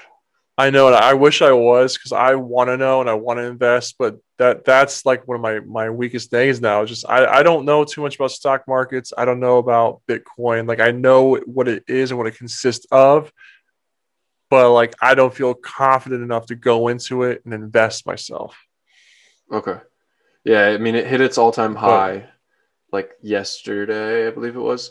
And then this morning it took a nice dip down to like 50 and change. And it's one of those things that's really interesting because like I read an article about how quantum computing would break Bitcoin and break cryptocurrencies. And it was like, this is why you can't have journalists covering topics that are highly technical. Because Yeah. what you should do is know the technology behind something before you write an article. Like, Yep.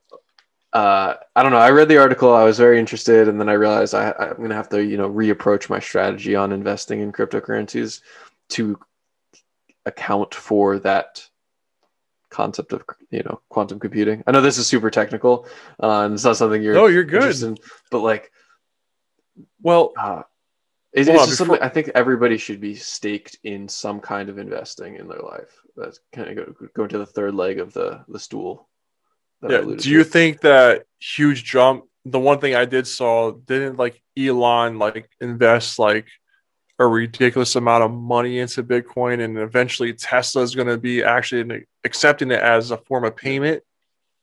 Yeah, so I've thought about that a lot. So he bought $1.5 billion worth of Bitcoin. So I So think crazy. it was either 5 or 10% of his liquid cash that Tesla had um, back before he announced it, which is a good thing because you buy a chunk of Bitcoin at $30,000 or whatever it was at the time. Then you announce that you bought it after you've successfully acquired all of it. It's going to jump. It's going to jump. Yeah. Now let's say it's at 50, that's a 20, what is that? It's a 2/3 increase, 66% increase on 1.5 billion. You made $1 billion. If you sold right away, don't tell everybody you sold, but if you sold, you could make $1 billion in a month. It's And that's more crazy. than all the revenue you had for the previous year in Yeah. your supercharging, repairs, and car sales. That's tremendous. And Yeah. I don't know. I think it's really interesting because it's like we know all this stimulus is destroying the value of the dollar. Every Yep. time we print money, all it's doing is giving rich people, like the billionaires. I know I hate to sound like Bernie Sanders, but the billionaires, the Jeff Bezoses, like the CEO of Walmart, these corporations, these megacorps, that money just flows to them, right? Yeah. Most of your spending goes to. You're not going to your local, bodega to buy your groceries. You're going to ShopRite. You're going to Walmart. You're going to, you know, Stop and Shop. And these are all bigger corporations. And what are you spending your money on online? Amazon. And all that money flows one direction. So you got a stimulus check. That money goes from the government to you and from you to the megacorps. And Yep. it's just broken. Whereas Bitcoin is like that alternative. We know there's a limited 21 million Bitcoin. You can't just print more. You just can't. Yeah. Mathematically, it's locked to 21 million. And we know that as more and more people have it, you need to have a piece of it. So more people are going to need it. There's a limited amount. The price goes up. The value goes up as more people adopt it. So I think it's one of those things that's like, it makes sense to own some. Um, but it's also one of Well, those things where the more people that own it, the more value it has. Not like value, like the value of if you convert it back into dollars, but the usable value. If you have Bitcoin and you have a wallet that allows you to transact Bitcoin, I could say, hey man, can I buy that lens off of you? I'll give you 0.001 Bitcoin.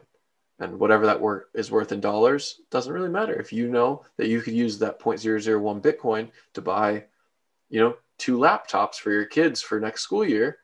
Oh, that sounds good. I'll trade. Essentially, you're trading a lens for 2 laptops in a roundabout way. yeah.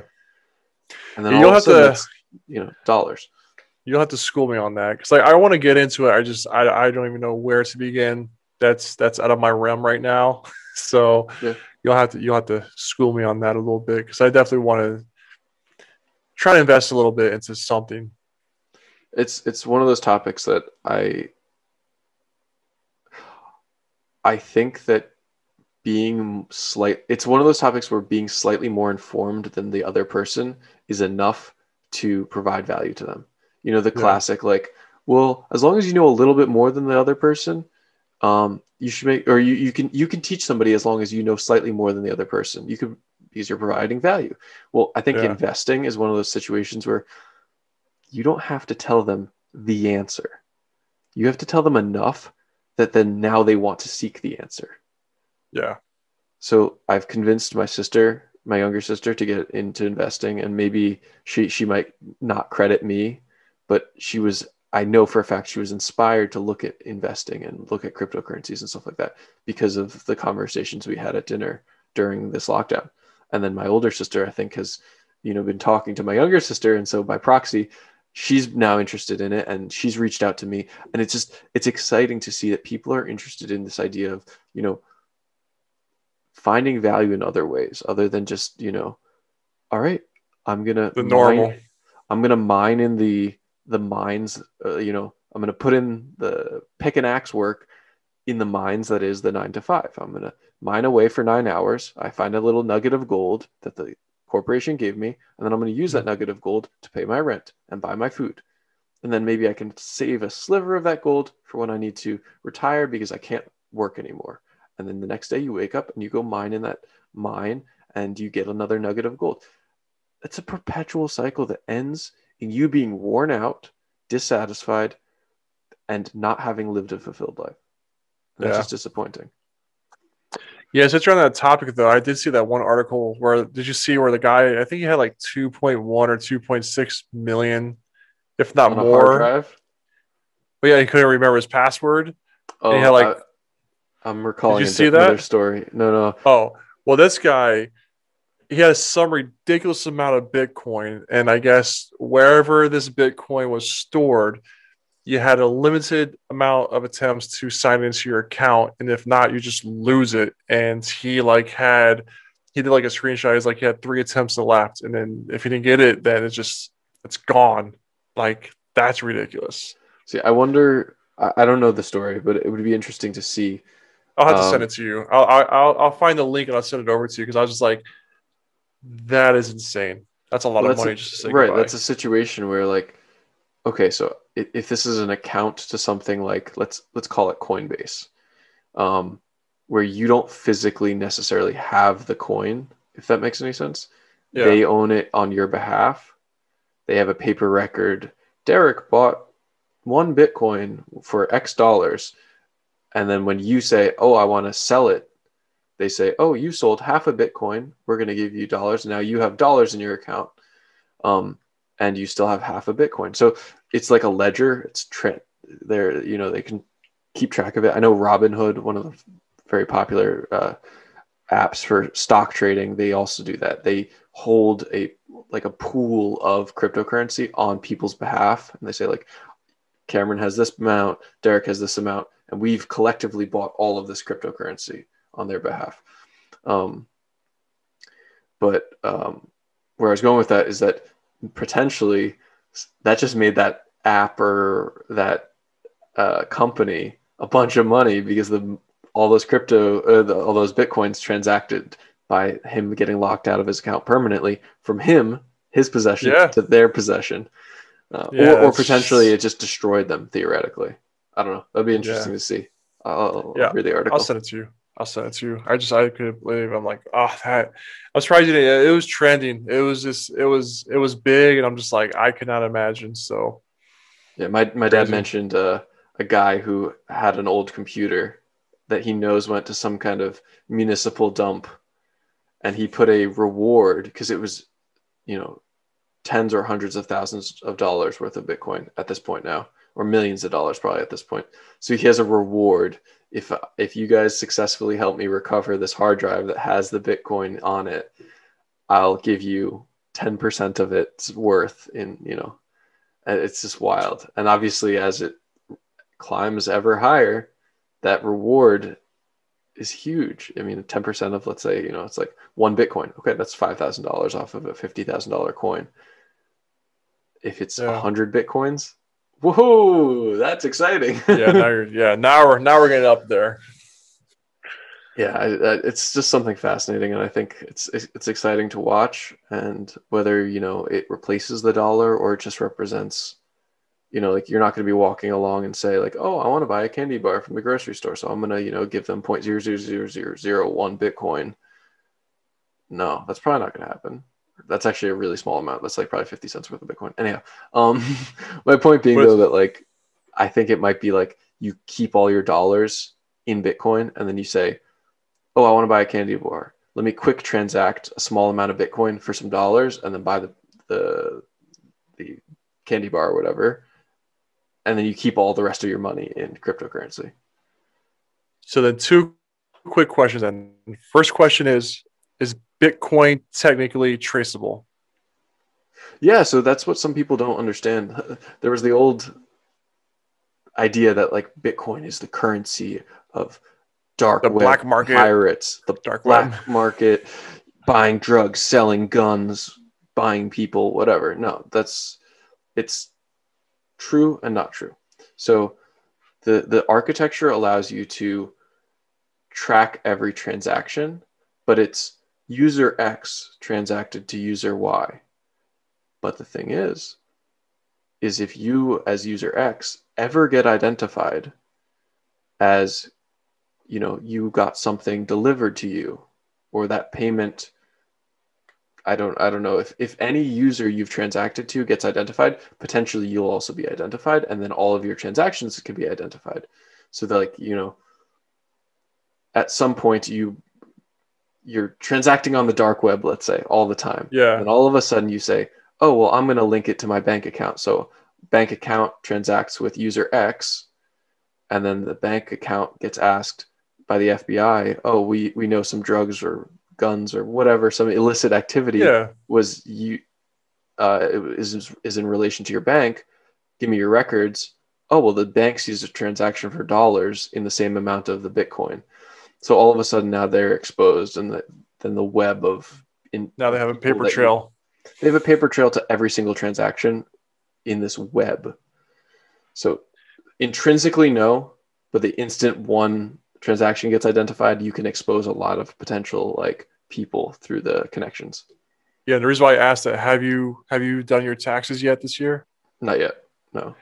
The reason why I asked, because like we just finished our taxes yesterday, and that's like one of the questions is like how much money did you make on Bitcoin or whatever. Like they're trying to have you input whatever you're doing, probably just for that exact reason. Well, Because the reason why is because it's an asset that you it's a can source of be taxed income. on. Yeah, you can be taxed on, right? So if I bought $1,000 and turned that into Bitcoin and then it doubled in value, now I have $1,000 additional, and that's capital gains, and that's taxed at a higher percentage rate. Yeah, The government always loves to take their share of all the money that you make. So, of um, course. so one way to avoid that is to never sell. Hold on for dear life. HODL. I don't know if you've seen that meme. Yeah. Hold on for dear life. Just wait until it's the main currency. Yeah, I think I'll have to do taxes, but I think that's one thing that like is to consider is like, is your strategy to make money now or make it later? And Yeah. that that's how you structure the way you approach anything, right? Like, am I trying to build a career or am I trying to make money for the now? A great way to make money for the now is to go into like a sales role. That often though has a stunted career trajectory if it's like car sales. Yeah. The dealership I worked at before I got hired full time was I was a valet, and the sales guy was like, "Oh, you'd make a great salesperson. You came in here for your valet position in a suit that probably costs more than my suit." And I was like, "No, it's just because like I seriously wanted a job, and like it wasn't like to flex on them. It was just literally like I wanted to look nice, so I wore the suit I had. The only suit I had happened to be the suit I bought for every single interview I went on, and it happened to be like I was going in for a $10 an hour valet position." And then Yeah. the thing is, like, I knew that maybe that position might, not give me the upward mobility, or it might satiate my desire to climb upwards. So it says, "Oh, you're making enough. Don't try hard, or don't Yeah. don't look for a different position. Don't." hone your sales skills. And I was like, no, I'm not going to do that. I'm just going to work as a valet and focus on getting a real career. That's, I think, marketing is my niche. Yeah. Definitely hits the spot for me. Yeah. I don't know where I was going with that. It's always Oh, in changing. terms of strategy of investing. Yeah. Yeah. But no, it's one of those things, like you said, just salesperson, make a nice commission off one or two sales, kind of go into that car sales theory, and then just like, wow, I just made what I made in a full month of my previous job in two sales, and then I still have like 20 days left of the month. I'm just gonna do nothing now. I mean, of course, you want to make more money, but yeah. And Well, then if you don't do good, then they're gonna lay you off. Versus you have the valet, you're kind or of they have the T secured. positions. Well, no, the valet wasn't security. The security was the fact that I knew that it was a shitty job. Like I knew it was crappy. Like I knew that like getting in and out of cars, moving them around, parking them, and running errands, picking up trash, whatever, was bad. So that I knew I want to get out of that, Yeah, and it wasn't going to satiate my desire for like climbing upwards. Whereas yeah, like if you got a sales position at a dealership like that, and it's like, oh well, I made my sales. I made some good money this year. I've, you know, I got a little sales award. Like the worst thing that could happen is I've met my needs. I'm going to go just do whatever now. I'm going to go joyride a customer's car or whatever. Like I saw those things. I saw these people that could have, gone into some like difficult sales position somewhere else doing yeah, technical sales or something like that. But they chose to, not continue to climb because they were yeah. satiated. I just a quick story, like just because you're on the whole car topic, it's funny because Sure. I've done it before, and is actually one job I had up here when I first moved up. And it was just funny because, again, I moved up here from Florida, so I'd never seen snow. And this is the first time we had a snowstorm. And of course, we go out there and they plow the lot and clear all the cars off. And then everybody's just like inside, just chilling. They know they're not going to sell anything. Nobody's here. And I was like, I'm going to go outside and take a walk. And some guys seem just pulling through, and I start talking to them. Pretty much, quick story is just I ended up selling them a vehicle. And it was funny because in the sales world, it's like, oh, you have to wait for you're up to talk to that customer. Nobody I wanted to heard be about out that. there. It's freezing cold out. Nobody cared. They're like, go walk the lot, do what you want. You're stupid. You're wasting your time. I sold them a truck. I made $1,500 commission. They were livid. Like everybody hated me there. So yes, that's my little sales pitch. It's just, oh, it's just around Yeah. that topic. No, that's a beautiful situation where it's a sign that like people were satiated. They weren't hungry. Like literally, quite literally, they probably had lunch or they had breakfast that morning. They were sitting there and they were nice and toasty, Yeah. but they didn't have the fear of being hungry. They didn't have the fear of, not feeding their family or having a roof over their head to make them walk outside and see, is Yeah. there a customer out there? Is there, are there calls that could be made? Are there, leads that could be generated by going through the phone book, could I reach out to other businesses? Is there a local like, you know, landscaper who might need some trucks? Let me call them up and say, hey, do you have any trucks that Yeah. need maintenance? We've got our maintenance facility has 2 bays that are free for this week. Yeah, we could do some oil changes for you guys and take $5 commission off of that 2-second call. Like bad numbers, but you know what I mean? Like No, they're yeah, it's just literally hungry. And yeah, it was just wild. Freezing cold, and I ended up closing it and just I had a bullseye on my head for the rest of the time there. I was there because they were livid. I'm like, you guys didn't want to go out there, so yeah, it but was that's good. like arbitrary nonsense. Yeah. Right? Like I heard about that, like the up. What do you call it? Being up, Yeah, it's like, yeah, like you're up. So like there's five of us. right?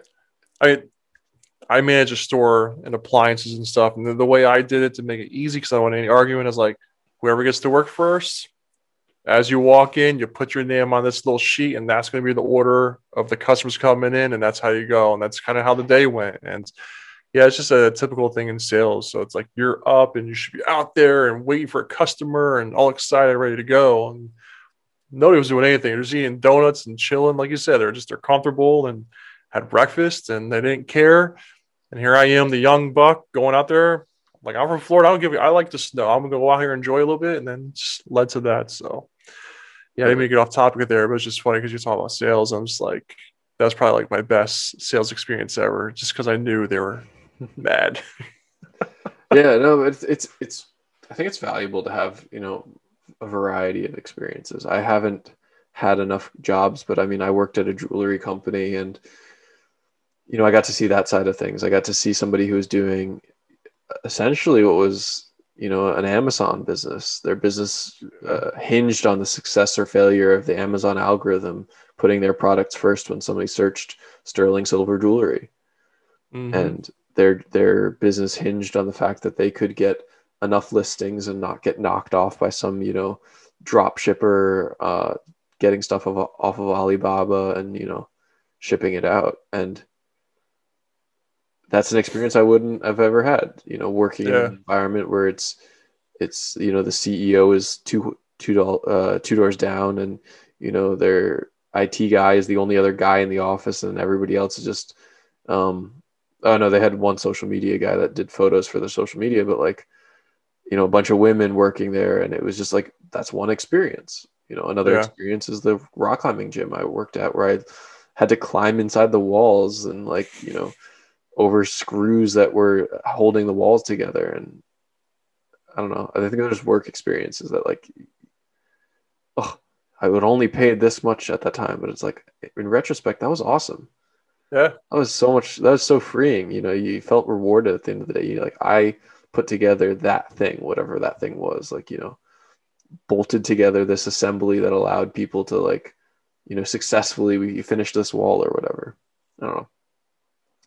Definitely, I like experiences. That's why the van life thing is super super interesting to me. I know. I like I, that's Not to loop that is back a to that, goal. but No. But no, it's yeah, the van life. I've watched them. I got in that rabbit hole. Like I said, when you get checked second, go check out Levi Allen. He has some cool content, and I think you'll enjoy it. yes. What intrigues you about it? Like besides the glamour and the glitz of cool places and whatever, and taking cool photos. I mean, for him, No, no, it's for you, man, for you. I care oh about for you, my him. friend. Oh no, I mean for me, like if I was ever do like a van, or talking about if I was to do a van life or something like Yeah. that, or What just would it what I what mean, entices you to even want to like explore that as an idea of like how could I juggle kids and a wife to handle living in a van? oh, well, that I wouldn't do it. Like I said earlier, like I'd definitely be at a point in my life where my kids are like in school and older. Like I would have a build out, and then just like me and my wife would go out for like a weekend or a week. If the kids want to come, they want to come. That'd be great. But for me as a family, it'd be great to have everyone there because then it's just like you're getting away from the norm, getting out in nature, exploring. Yeah, I mean, again, the views, family time. I'm a family man, so it's just Mhm. get away from the electronics, get away from just TV, and literally just that's something I did as a kid. Like I was out a lot, like especially now we're in that generation where it's like, I mean, shoot, my 2 year old will literally like unlock a phone now. Like my wife, it's crazy. Like we Wow. just like we try to like he watched us put in the code, and it's like he knows how to put the code in. He doesn't know how to get to like Netflix or how to know to get to YouTube, but like it's just it's crazy. My other two though, my 5 year old, my 9 year old, they do. So it's just it's kind of crazy. But I just think having a good disconnect and that would be my main thing is just to get out outside of the norm, be a little like I guess discomfort, but like in a good way, you know? No, I that's actually why I want to do it. I feel like I've lived a little too easy. Um, Yeah, it's like that's why I abuse myself at the gym, is because I feel like I need to feel a physical level of discomfort. Um, not in a masochistic way or whatever, but yeah, like literally like I enjoy like having felt that I'm alive. Like, do you want to lay in a hospital bed all day and have an IV in your arm and not experience things? No. You know, like, do I want to skip food? You know, the easier way to get calories is through an IV. Oh, so I don't even have to worry about food. I could just I could lay back and just watch TV all day and see, I'm living life. No, you're not. You're not. Yeah, it's Whatever. So that's what it's interests me is the yeah. build out process. Like that's an exciting part. I like Oh, building for things. sure. And the struggle of finding whatever claptrap van I find and and convert it to what I need, and then also like the campfire at night, the French press coffee first thing in the morning when it's 40 degrees out even on a spring morning, and then finding what's fun to do that day, Yeah, and I explore a just river or whatever. it's different. I like you're on the van life. I just came across a couple accounts on YouTube where it's like it's actual camping, and I just talked to my wife. She's like, I'm actually not going to do that. I'm not going to like, no, we have to, like, I want to, like, we have to go out and experience it because it's just different. It's like, it's not wake up, turn on a gas burner, boil water. Like, it's like you have to make a campfire in order to get heat this time. And you have to think of something to go over the fire in order to cook your food. Like, it's just a different process.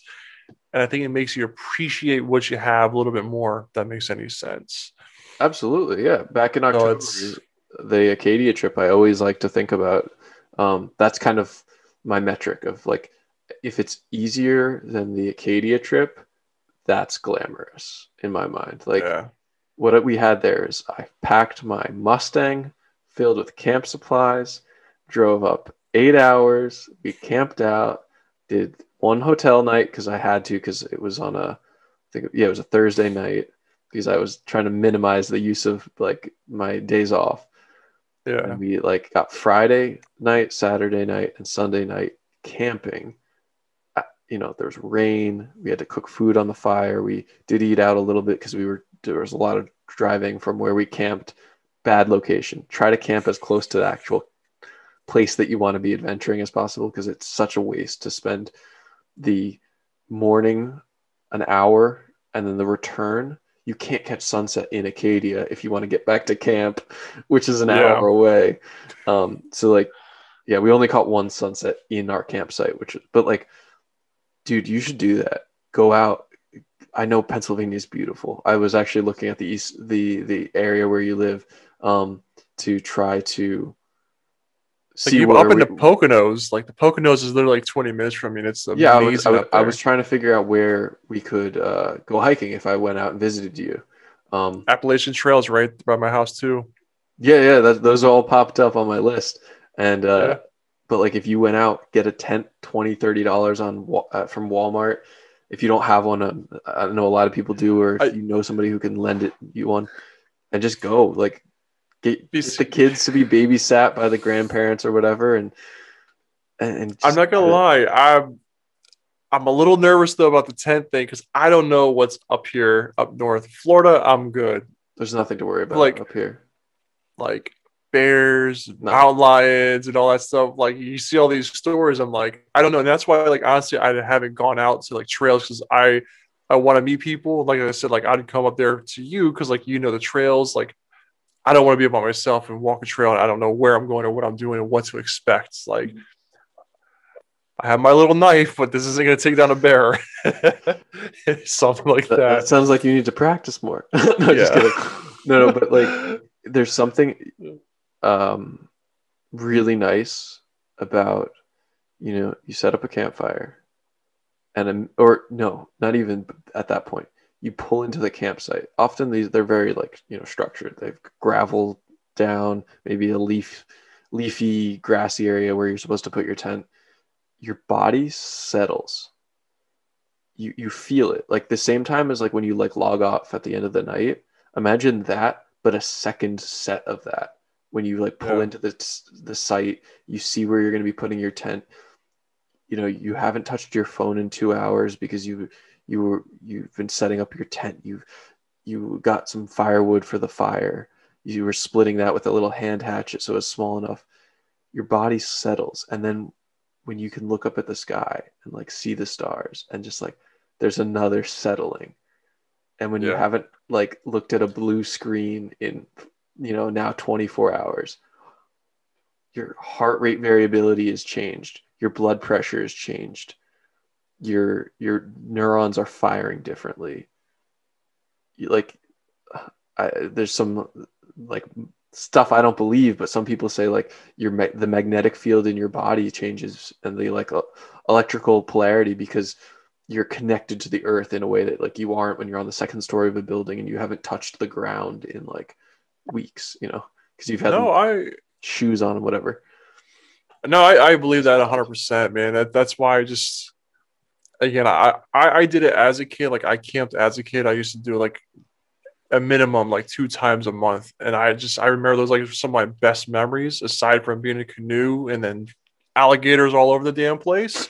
But dude, Did you ever get it attacked by alligators? I haven't heard any stories of your adventures with wildlife in Florida. so one adventure I would tell you is like I'd never been attacked. I would never go.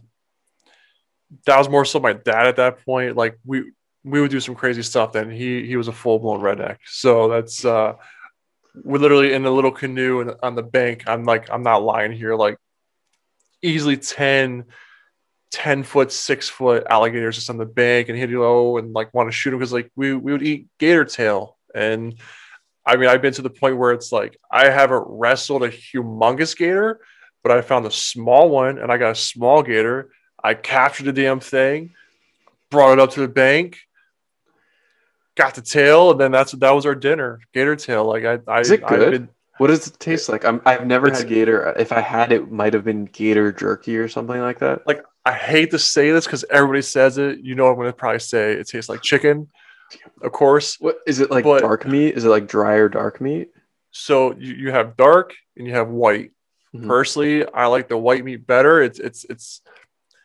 It's cleaner, I guess you can say. But yeah, like that's what we did is we would clean up the tail, wash it up, and then we would season it and literally just make like little gator nuggets. Just fry them, and they're amazing, really Making me good. hungry So now. it's yeah, So a yeah. late night snack I'll have to have. I don't know if you're gonna catch alligator with 3 feet of snow, but good luck up here in North. No, definitely not. But yeah, no, up here there's not really anything like that to worry about. I think there was there were a few coyotes that were seen in the Ramapo Reservation where I hike pretty frequently.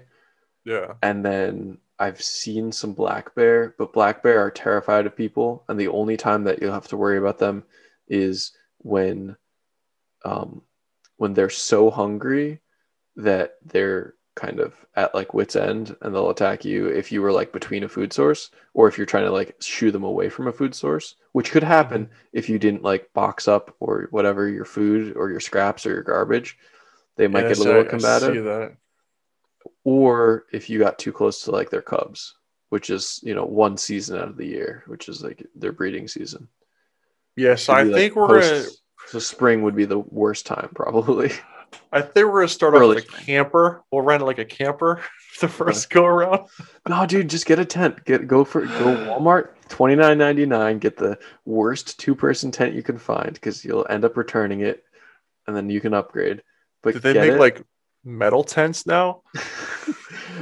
Could I find one that's bulletproof? Bear? Can I drive a tank over it? No, dude. Dude, again, I go I'll back. lend you my 4-person.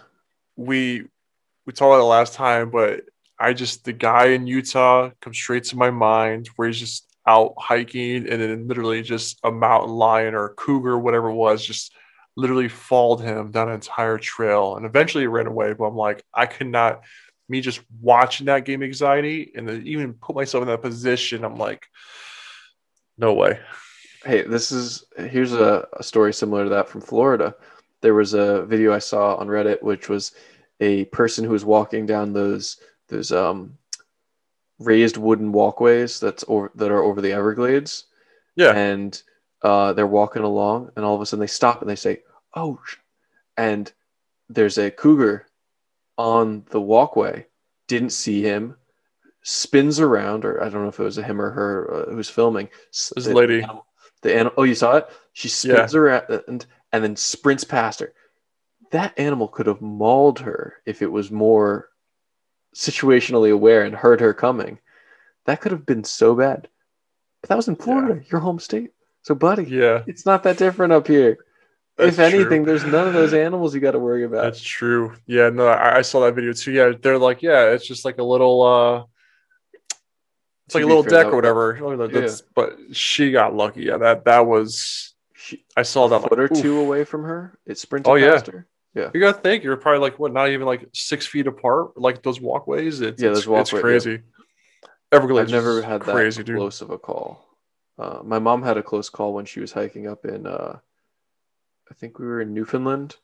Um, we did a little tent or a little van camping trip back. We had a Ford, something along the lines of like an Econoline van, panel van, and she was hiking alone, and she came across in the distance a big dog. Oh, it's a beautiful dog, shaggy fur. Somebody left their mastiff up here. And she gets a little closer. It's a really big dog. That's like half a human in height. Gets a little closer. Oh, that's a bear. That's Yeah, a let's run. that's a black Run. bear. Dun, dun, dun, dun. But so she ended up just, make herself large.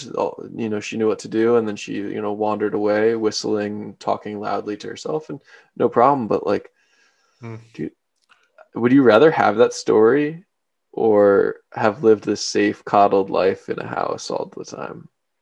Not I don't safe, know. coddled house, but I wouldn't want that story neither. Ah, come on, man. There's a gene in everybody. There's part of our genetic code that wants us to live a life that's I close to guess that. I'll take that back. If I have a firearm on me, something bigger than just like a little knife, then it's a little different because you have some sort of protection. That's the only thing. Like I don't have one, so like that case, if I go hiking or camping, I have a gun with me. Hmm. That's a different story. Yeah, I think that's again, it goes to that like urban versus city thing. Is Yeah, like people out in the wilderness have situations where they could use a firearm desperately. Are you gonna call the police when a bear is mauling you? Two swipes and your intestines are on the floor and they're snacks for the bear. No, you can't call the police. In the city, yeah, you could call the police. They'll be 30, 4 or 5 minutes away. No big deal.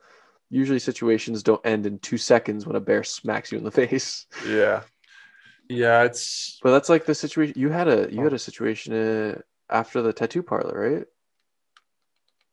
With the guy that came up on you and you felt like oh that was a game changer for you mentally about gun situation. yeah, dude. Yeah, I just went. Or was that the wing No, the place? pudding shop, man. And I just Oh, that was the pudding shop. It was downtown, little city of mine. But yeah, it was just. I think like it wasn't too late, dude. It was like 8:30, 9 o'clock. Went to swing by, get a cup, and then I parked on the side, the farthest side, because like you had to parallel park there and walking across. Though, and I don't know why, man. You always hear that like trust your gut or just I felt something was off and I knew it. And I'm just sitting in my car. I have all my photo gear, my camera and everything, and I'm about to like go in, and this dude just makes eye contact with me. And right then and there, I'm like, I knew something was weird and off. I could just sense it. Then does the whole thing, pulls it behind his back. I'm like, this isn't gonna happen. I'm about to but at like this get point, you out. didn't know he had a gun on him. He was acting suspicious, right? Yeah, he was just posted up on the wall and that, then staring me down because I had my light on to make sure I had my bag and all my gear, put it on, turn the light off, and then all of a sudden the arm comes up and there's a gun, and I'm like, F this. But then as he starts walking, I'm out of my car because it's either A, I stand here and I have no type of protection, or B, at least if I'm out of the car, I can duck down or I can run because Mhm. there's like a guard over there for the bridge or whatever. Then sure enough, like he went into the door and had the gun out and started going that way. So I instantly ran into the shop. I'm like, dude, this guy just pulled out a freaking gun and just yeah, I was like, yeah, never again. That's wild. Yeah, I've only gone shooting once at a range, indoor range. The most like tepid situation, nothing like that. But Yeah, that's my first and only time I've ever experienced something like that, dude. It's not fun. it makes you think like, hey, maybe it's a situation where it would be nice to, be a little bit more confident in your ability to end a situation if you had to, Yeah, for right? sure. Yeah. Well, don't want to get too dark, right? Yeah, It's really. it's too No. too late at night for that nonsense. But yeah, Yeah, so man, this was a good conversation. Do you have for sure. any plans to improve your goals for this year? Improve upon them. I know you've been looking at you did a little bit of walking and that tuckered you out the other night. That's why we had to delay to tonight. Yeah, I got the bike and I was just doing it like I felt good, and then yeah, last night I was like, there's no way. Like my leg was just stiff. I wasn't feeling it, dude. I was just like night off. So but no, I'm starting off with that. Trying to do at least 30 minutes a day to get the leg going. Got to be careful because I'm still on the blood thinners. Right. Then yeah, just some dumbbells, some really light stuff now, and then once I'm off, then yeah, I try to go heavy. I gotta wait for my next ultrasound to just make sure they're all gone, and then good from there. Awesome. Do you have any Yeah. other goals you've written down? Like you had mentioned something about getting back into reading. I know that's a really tough one unless you have like Audible or access to audiobooks.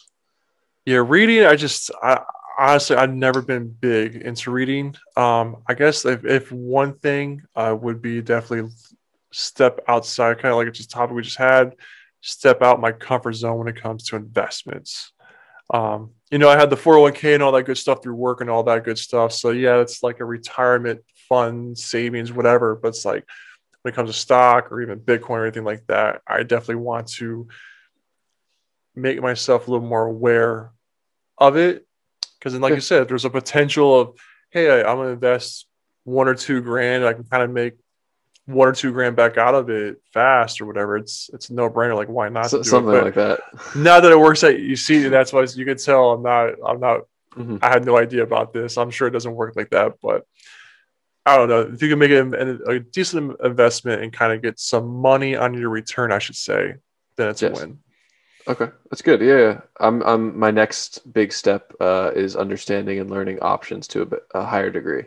Right now, Yeah. uh, right now I just know the basics of, the fundamentals of timing of buying and selling stocks. You know, when is it when is it undervalued? When is it overvalued? That's, good time to buy or sell. But options are another way to, potentially multiply your returns. You multiply your risk, but multiply your returns. So that's one area that I want to learn a little bit more about. So Yeah. I think it's always important to learn more. I have a list of areas of, I call it my areas of improvement.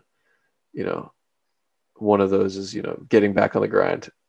Got to get up to what is this, week 8, like I said, Yeah. catch up on that. Books. And Yeah. it's tough though, Yeah. right? Like you've got kids. I don't have Oh, kids, yeah. thankfully that It's I know hard. of. Um, Yeah, I don't mean that in a bad way, but I just mean like, yeah, it's hard when you had but it's rewarding, kids. I'm sure. Like you Yeah. said that, although it's terrifying when all of a sudden they're able to unlock your phones to like access the great internet or whatever, but like it must be rewarding to see them like grow and like learn skills. Like I, I heard that one of the great accomplishments for a kid is like when they start to walk or when they start to talk, and like you've seen that multiple times now, right? Yeah. It's just like hitting those milestones, like they're coming, and then just it's wild because like my son Dominic, he's been walking for a while. He's like starting to talk now, and then it's just like my wife and I are like kind of talking like, this is it. Like this is the last one, like this is gonna be the last baby, the last time we kind of see this whole process. So we've seen it 2 times. Like we have 3 kids, but like even my daughter, she's 9, but she thinks she's 16, and just like just trying to still get that time in where she wants to like Right. be with you and do stuff to where like that's going to transition. Where it's like I want to be with my friends, leave me alone, Dad. Like it's just it's inevitable. That's going to happen. So it's just like trying to get as much time in as possible with them. So Yeah. yeah, it's cool. It's definitely a cool experience.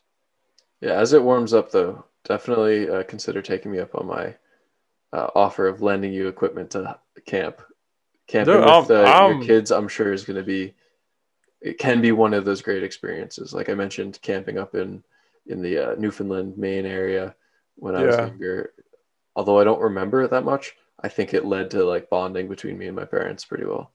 Yeah, even in, I think, like I said, I think the Poconos, they have some spots like are on the water, whatever, or lake, whatever's up there, where you can like rent out like a cabin or something like that. Even if it's not a tent, like I want to do that. And again, no cell phone service, and just go canoeing, get the fire, make s'mores, just all that stuff that like they'll remember when they're older. Right, the simple pleasures. Yeah. Yep. All right, man. Speaking of simple pleasures, I better sign off for the evening. Yeah, man. And get We some went of for that, like what, a couple hours, dude. No, I hear you, man. It's 11:30. It's crazy. No, 2 hours now. 2 hours. Went by quick, man. Well, hey, thanks for having me. Always appreciate it. Always a pleasure. Have a good one, man. Talk to you later. See you.